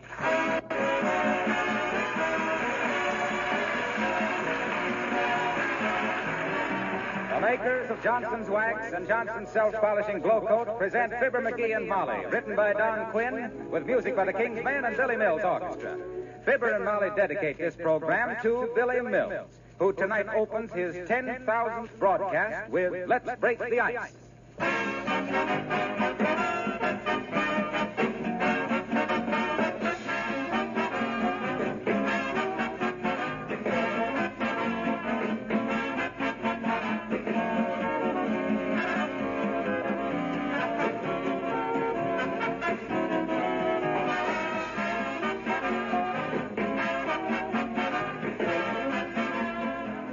You know, it's a strange thing to me how long it has taken most of us to realize the beauty of a fine wood surface. It isn't very long ago since it was the style to have tablecloths or runners and doilies all over the dining room table and the buffet, pieces of brocade or needlepoint or old shawls over the desk and occasional tables and piano. I may have the names all wrong, but you know what I mean. The whole room seemed cluttered up, and beautiful wood surfaces hung their heads in shame. But how refreshing it is now to walk into a home where the tabletops are richly polished, with Johnson's Wax, of course, to make beautiful settings for old china, glass, candlesticks, and flowers. You women know that these accessories add just as much to the finish of your home as costume accessories to your own appearance. Look around your living room and dining room and see if you've made the most of your tabletops and other wood surfaces. The first thing to do is to protect and beautify them with paste or liquid Johnson's Wax. The same wax that has been protecting floors and making housework easier for over 50 years.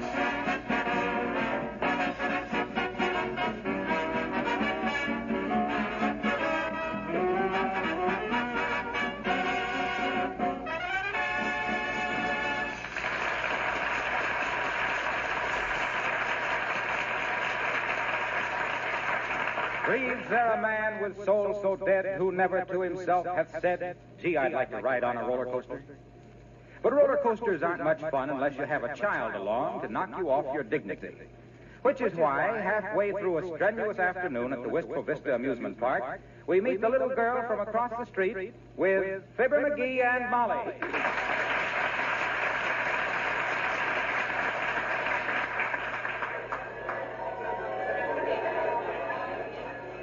Well, how are we doing, sis? You having fun? Sure I am, I betcha. Except I'm kind of hungry again. Hungry? Okay, sis. It's my bankroll against your digestion, I guess.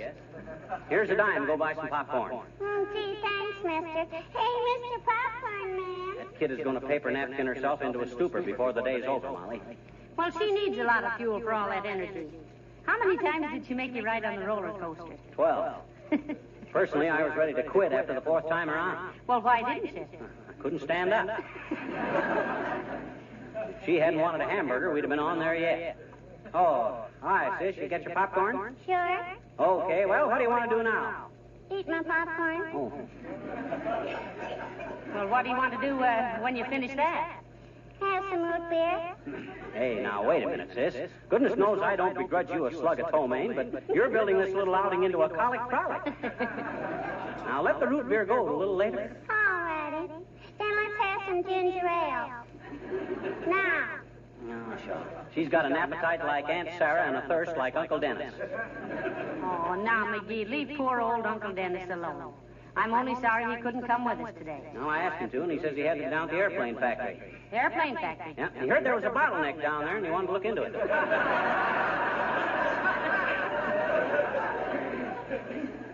Well, for the love of Mike, you finished that popcorn already, sis? Sure I have, I betcha.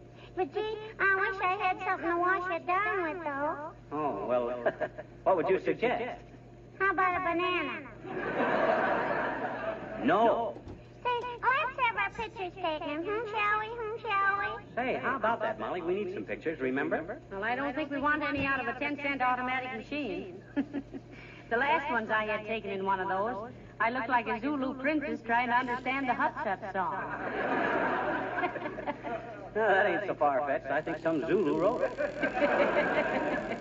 Well, come on, sis. Posterity might as well get something out of this. Say, you're a dandy to me, mister. You just do everything I want to do. Well, you remember that when the girl in the white cap bends over you with the castor oil, will you? Well, come on, Molly. Can we all get into the booth at once? Sure, we'll have a group picture taken. You can give one to your mother, sis, and show her what a good time you were having. She'd think I was having a better time if I had a lollipop in my hand, I betcha. You can get that later. Now, come on in. Pull the curtain, Molly. All right. There. Now, you put a dime in that slot and turn the knob, dearie. Okay, now all hunch up together first. You ready? Okay, here goes the deemer.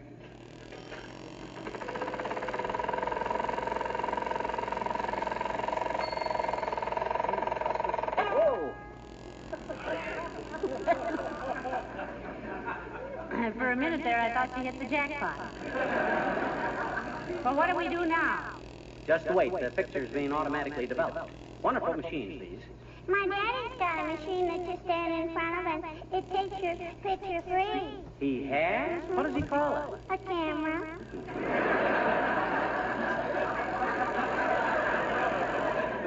Oh, cut it out, sis. You must think I'm done. Hey, what's the matter with this thing? Hey, where's our picture? Hey there. Oh, now, McGee. Oh, let's get one. Come on. Oh, come on, dearie. It's worth a dime to me not to see it anyway. No, sir. I ain't going to be swindled out of a dime by any tin horn, tin type tin can like this.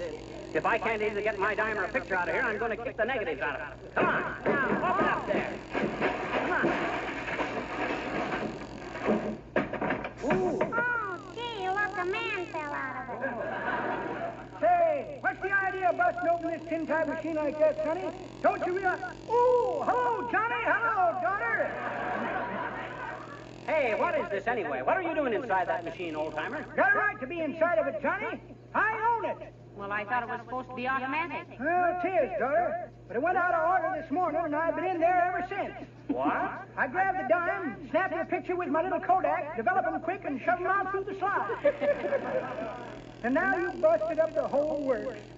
Ain't you ashamed, Johnny? Yeah, I guess I am, in a way. But what took you so long to develop our pictures? I couldn't help it, Johnny. I peeked through the little slot there to get a focus on you. Yeah? You look so silly and self-conscious. I got to laughing. I got to laughing so hard, I couldn't do a darn thing.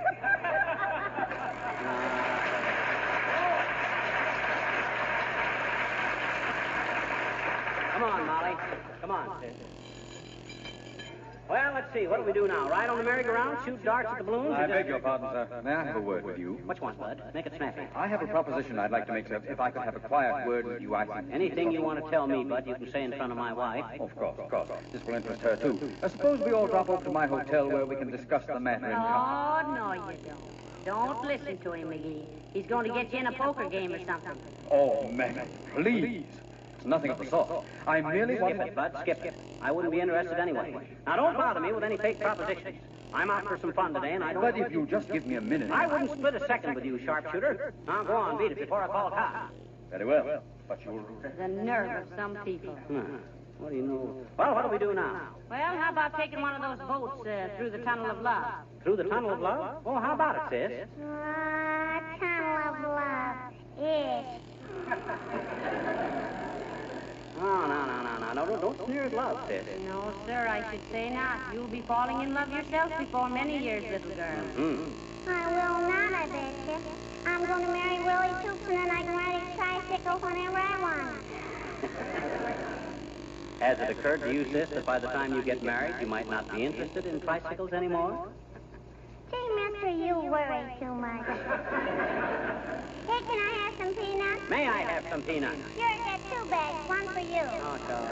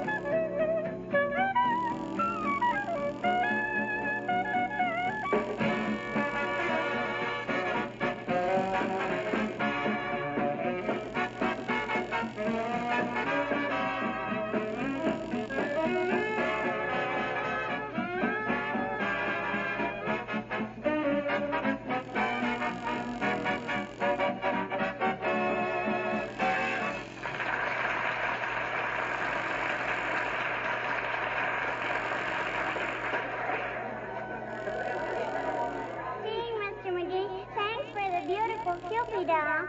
You're a wonderful pistol shooter. Oh, shucks, there's nothing any red-blooded American boy couldn't have done. Yes, Thanks it anyway. doesn't cost you more than $4.80 to win a plaster doll worth at least 20 cents.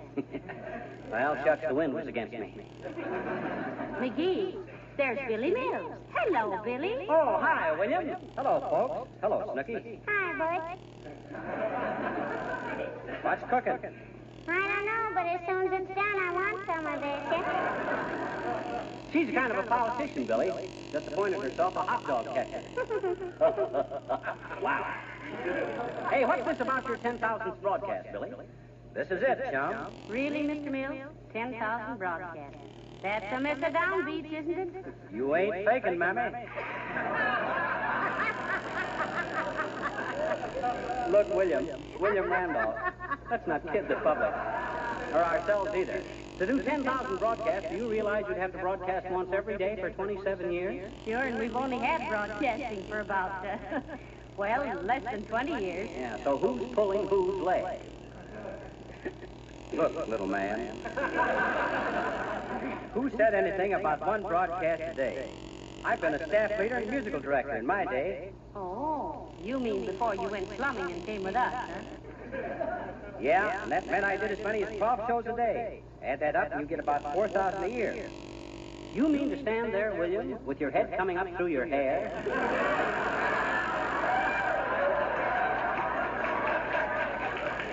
And tell us you've done 12 broadcasts a day? Junior? I've seen the time when 12 shows a day would have been considered a layoff. Now, excuse me, please. I'm celebrating. See, let's all celebrate. Let's all have a hot dog. Shall we? No, sis, no. We'll let the maestro celebrate in his own way. Incidentally, how are you celebrating, Mr. Mills? Well, after 16 years of this business and 3 years with Fibber McGee and Molly, where would I celebrate? On the merry-go-round. See you later.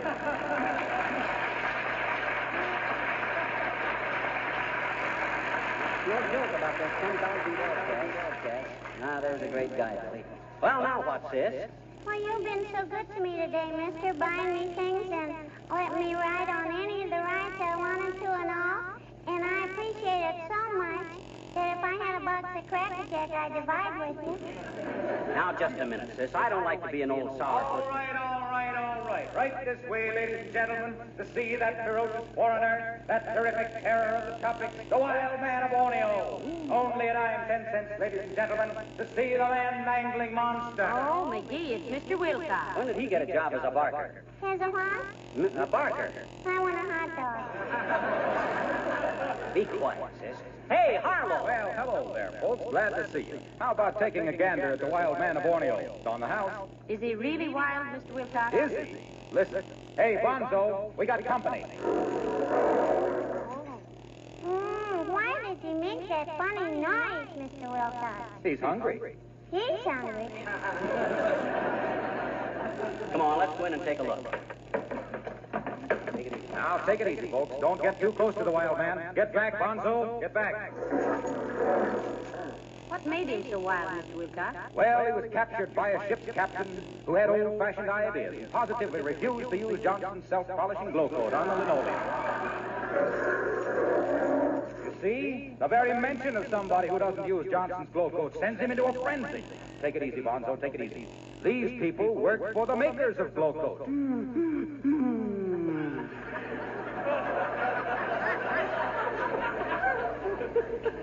Oh, I ain't one to spoil a good sales talk, but if this monkey was born in Borneo, how should he know about glow coat? Why, what a question. Johnson's self-polishing glow coat is famous all over the world because it's the greatest beautifier and protector of linoleum and the best work saver and time saver that money can buy. Why, the Eskimos of Kamchatka whisper in their igloos about how easy it is to apply. And the Malays in Siberia brag about how it brings old linoleum back to life. I'll bet you there aren't any Malays in Siberia, I bet you. Ah, but they would go there, honey, for a can of Johnson's self-polishing glow coat. And that's what makes the wild man of Borneo wild, folks. He can't stand the thought of neglected linoleum. And that concludes the exhibit. Just a minute, Harlow. There's one thing I think you ought to know. What's that, Fibber? If there's anything that makes me wild, it's to see a wild man of Borneo with a fur suit on with the zipper coming loose in the back. Darn it, I keep telling him about that. Bonzo, you dope! Go fix your zipper! All right.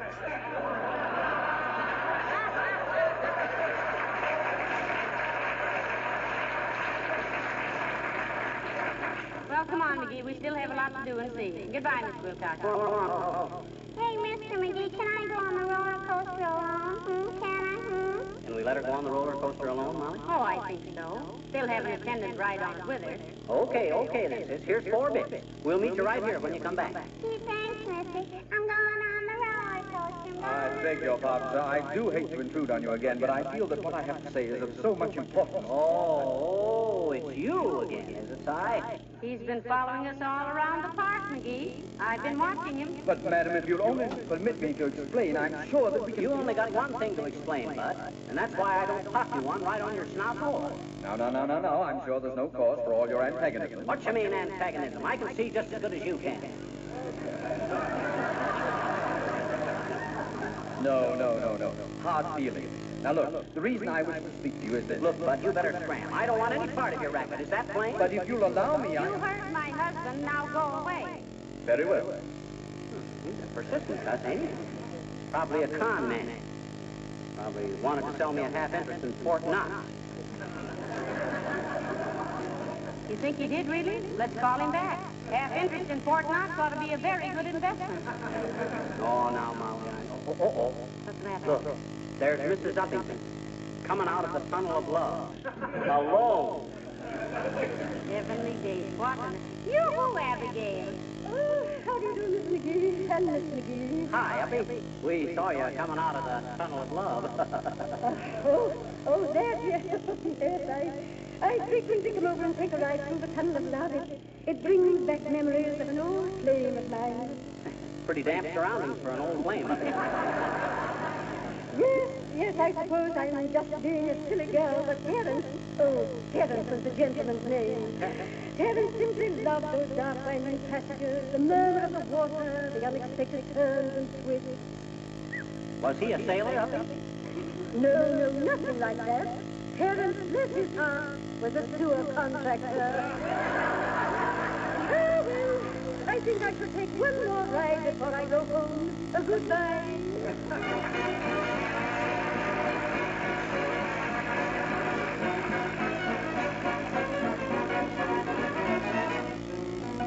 Ladies and gentlemen, in honor of his 10,000th broadcast, the King's Men will sing Billy Mills' new number, I'm in Love with the Sound Effects Man. Oh, what would we do without the sound effects man, that radio racketeer? Tune your dial and listen a while. This is what you'll hear. There's a knock upon the door. That's the sound effects man. Here's a kiss and maybe more. That's the sound effects man. If you'd like a ring, he'll give you a ding, ding, ding.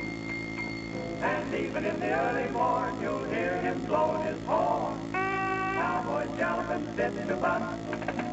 That's the sound effects man. 3 more redskins fight the dust. That's the sound effects man. He has such an awful lot to do, and yet he very seldom ever misses a cue. He's a 3-alarm fire and the fire chief too. There goes the sound effects man when the wind is howling. That's the sound effects man. Thunder goes a growling. That's the sound effects man. When the battle is raging, he's right in the middle of the fray. When he blows his whistle, crime doesn't pay. Then it's old Maxwell chugging right along. That's the sound effects man. When Kate Kaiser gets the answer all wrong, student. That's the sound effects man. Hear those footsteps, make a lot of muddy tracks. Dirty boots will never hurt the kitchen floor. It's covered with Johnson's wax. Tailspin Tommy in his aeroplane. That's the sound effects man. When McGee breaks the window pane. That's the sound effects man. He has gadgets by the score. From a peanut whistle to a cannon's roar. When Fibber rushes to open that closet door. Look out!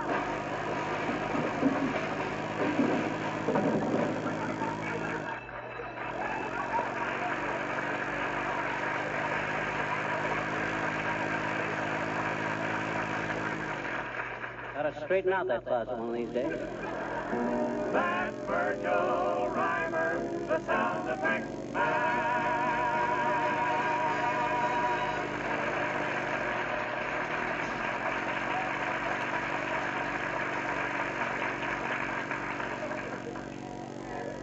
But McGee, we simply got to find her. Did you ask the man in charge of the roller coaster? 4 times. She used up all her tickets and walked away. I've been all around the Dad Rat's Park looking for her. Oh, maybe we better notify the police of the lost and found. Gotta do something. Poor little Pike must be terrified, lost in all this big crowd. Oh, dear. We should never have let her go out of our sight. I'm the one. Well, what's all the trouble, folks? Hello, Mr. Gildersleeve. We lost a little girl, Gildy, the kid from across the street. She was riding on the roller coaster, and now we can't find her. You let her ride on the roller coaster all alone? Well, I have attendants to take care of the children. Yeah, she was all right. Is that so? All right, eh? She's missing, isn't she? Well, why didn't you stay away and keep an eye on her? You're a fine one to be trusted with a little child. now you cut that out, Gildersleeve. I feel bad enough about this without having any nasty insinuations from you. I should say so. Listen, I'll go back to the merry-go-round, McGee, and I'll take another look for her. Okay, try all the hamburger stands, too. She may be mooching a handout. I must say you take this pretty lightly, McGee. By George, if I were responsible for losing a little child. Anybody that lost you when you were a little child should ought to get a Carnegie Medal. You big blowhard. Oh. Now, look here, McGee. Just because you were written up in Look magazine this week, you can't take that tone with me. I'll have none of your impudence. Go on, have some. I got plenty. Why, you little bug brain, I've got a good notion to slap some of that freshness out of you. Go ahead, try. You'll find it ain't such a good notion after all. Because you know what I'd do, Gildersleeve? No, what would you do? Well, for one thing, I'd stand right here and give you a dirty look, if you didn't have one already. And then when I got you... I won't take that from you, McGee. I'm warning you. Oh, so now he thinks he's one of the Warner brothers. You got delusions of grandeur, Gildersleeve. That's enough. I'm going to split you wide open, McGee. You're so full of cracks now, you won't mind another one anyway. Yeah, you move an inch my way, Gildersleeve. Why, Plug him, Mr. McGee. Plug him. You bet I'll plug him out. Hey, who said that? I did it. Oh, my goodness, there she is now, little chum. Hey, where you been since you had us all worried? See, you had me worried too, mister. I thought Mr. Gildersleeve was going to hit you before you hit him. That's an excellent idea. Now, don't you worry your pretty little head about us, my dear. No, we were just kind of upset about you, sis. Why, certainly. Well, glad you got her back all right, little chum. I'll see you later. Okay, Gildy. So long, pal. Hey, Molly, here she is. Oh, thank goodness. Hey, where did you go to, little girl? Where have you been? Well, you gave me 50 cents for the roller coaster, so I took 4 rides, and then I went and got another hot dog. Another hot dog? Hey, now, wait a minute, sis. If you don't quit eating all that junk, you're going to... beg your pardon, sir. Oh, here it's you again. Call the cops, dearie. Look, Bud, I told you twice that I don't want any of whatever you're selling. All we want from you is a large slice of your absinthe. Now, Peter, before I regret very much having made a nuisance of myself, sir, but I've been watching you two. I've seen you having fun on the roller coaster. I've seen you exasperated in the photograph booth, worried and frantic when the child was lost, angry when you were arguing with that portly man. In short, sir, I've seen you under all sorts of emotional conditions. Well, that's very interesting, but We now... have been searching all over the country for a couple whom we could present in pictures as Mr. and Mrs. America. Yeah, well, that's all. Huh? You mean... Who's been searching? Who are you? I represent RKO Radio Picture, sir, and we would like to sign you to a contract to make a motion picture with Edgar Bergen and Charlie McCarthy called Look Who's Laughing. Well, heavenly days. Oh, boy. Oh, can you imagine that, Mama? Why, we'd be in the movies. Sure. Think of us out there in Hollywood, Molly. my. Mixing with Irene Dunn, Cary Grant, Lucille Ball, and all the stars playing them big roles. Those big what, mister? Big roles. I'm hungry.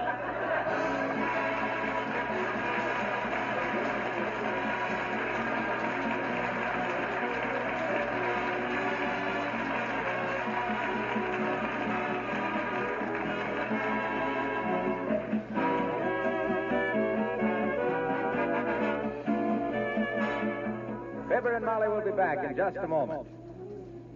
You know, I hear a good many women say that during the summer they don't like to spend any more time than necessary in the kitchen.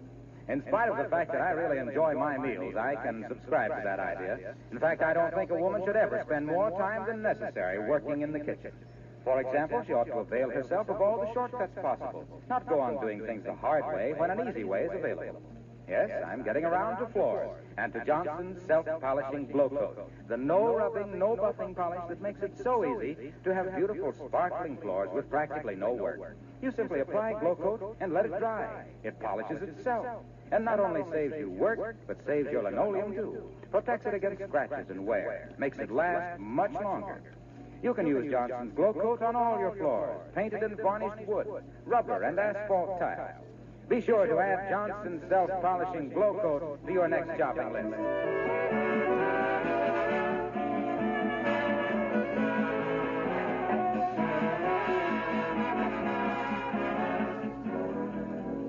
Ladies and gentlemen, in addition to Billy Mills and his orchestra, the musical portion of our program also boasts of the King's Men.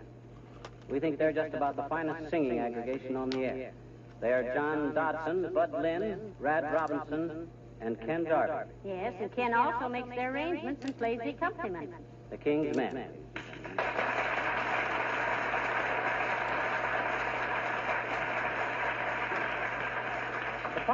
The part of Carlo Wilcox on this show is played by a young man who really makes his commercial announcements a pleasure to listen to. He's been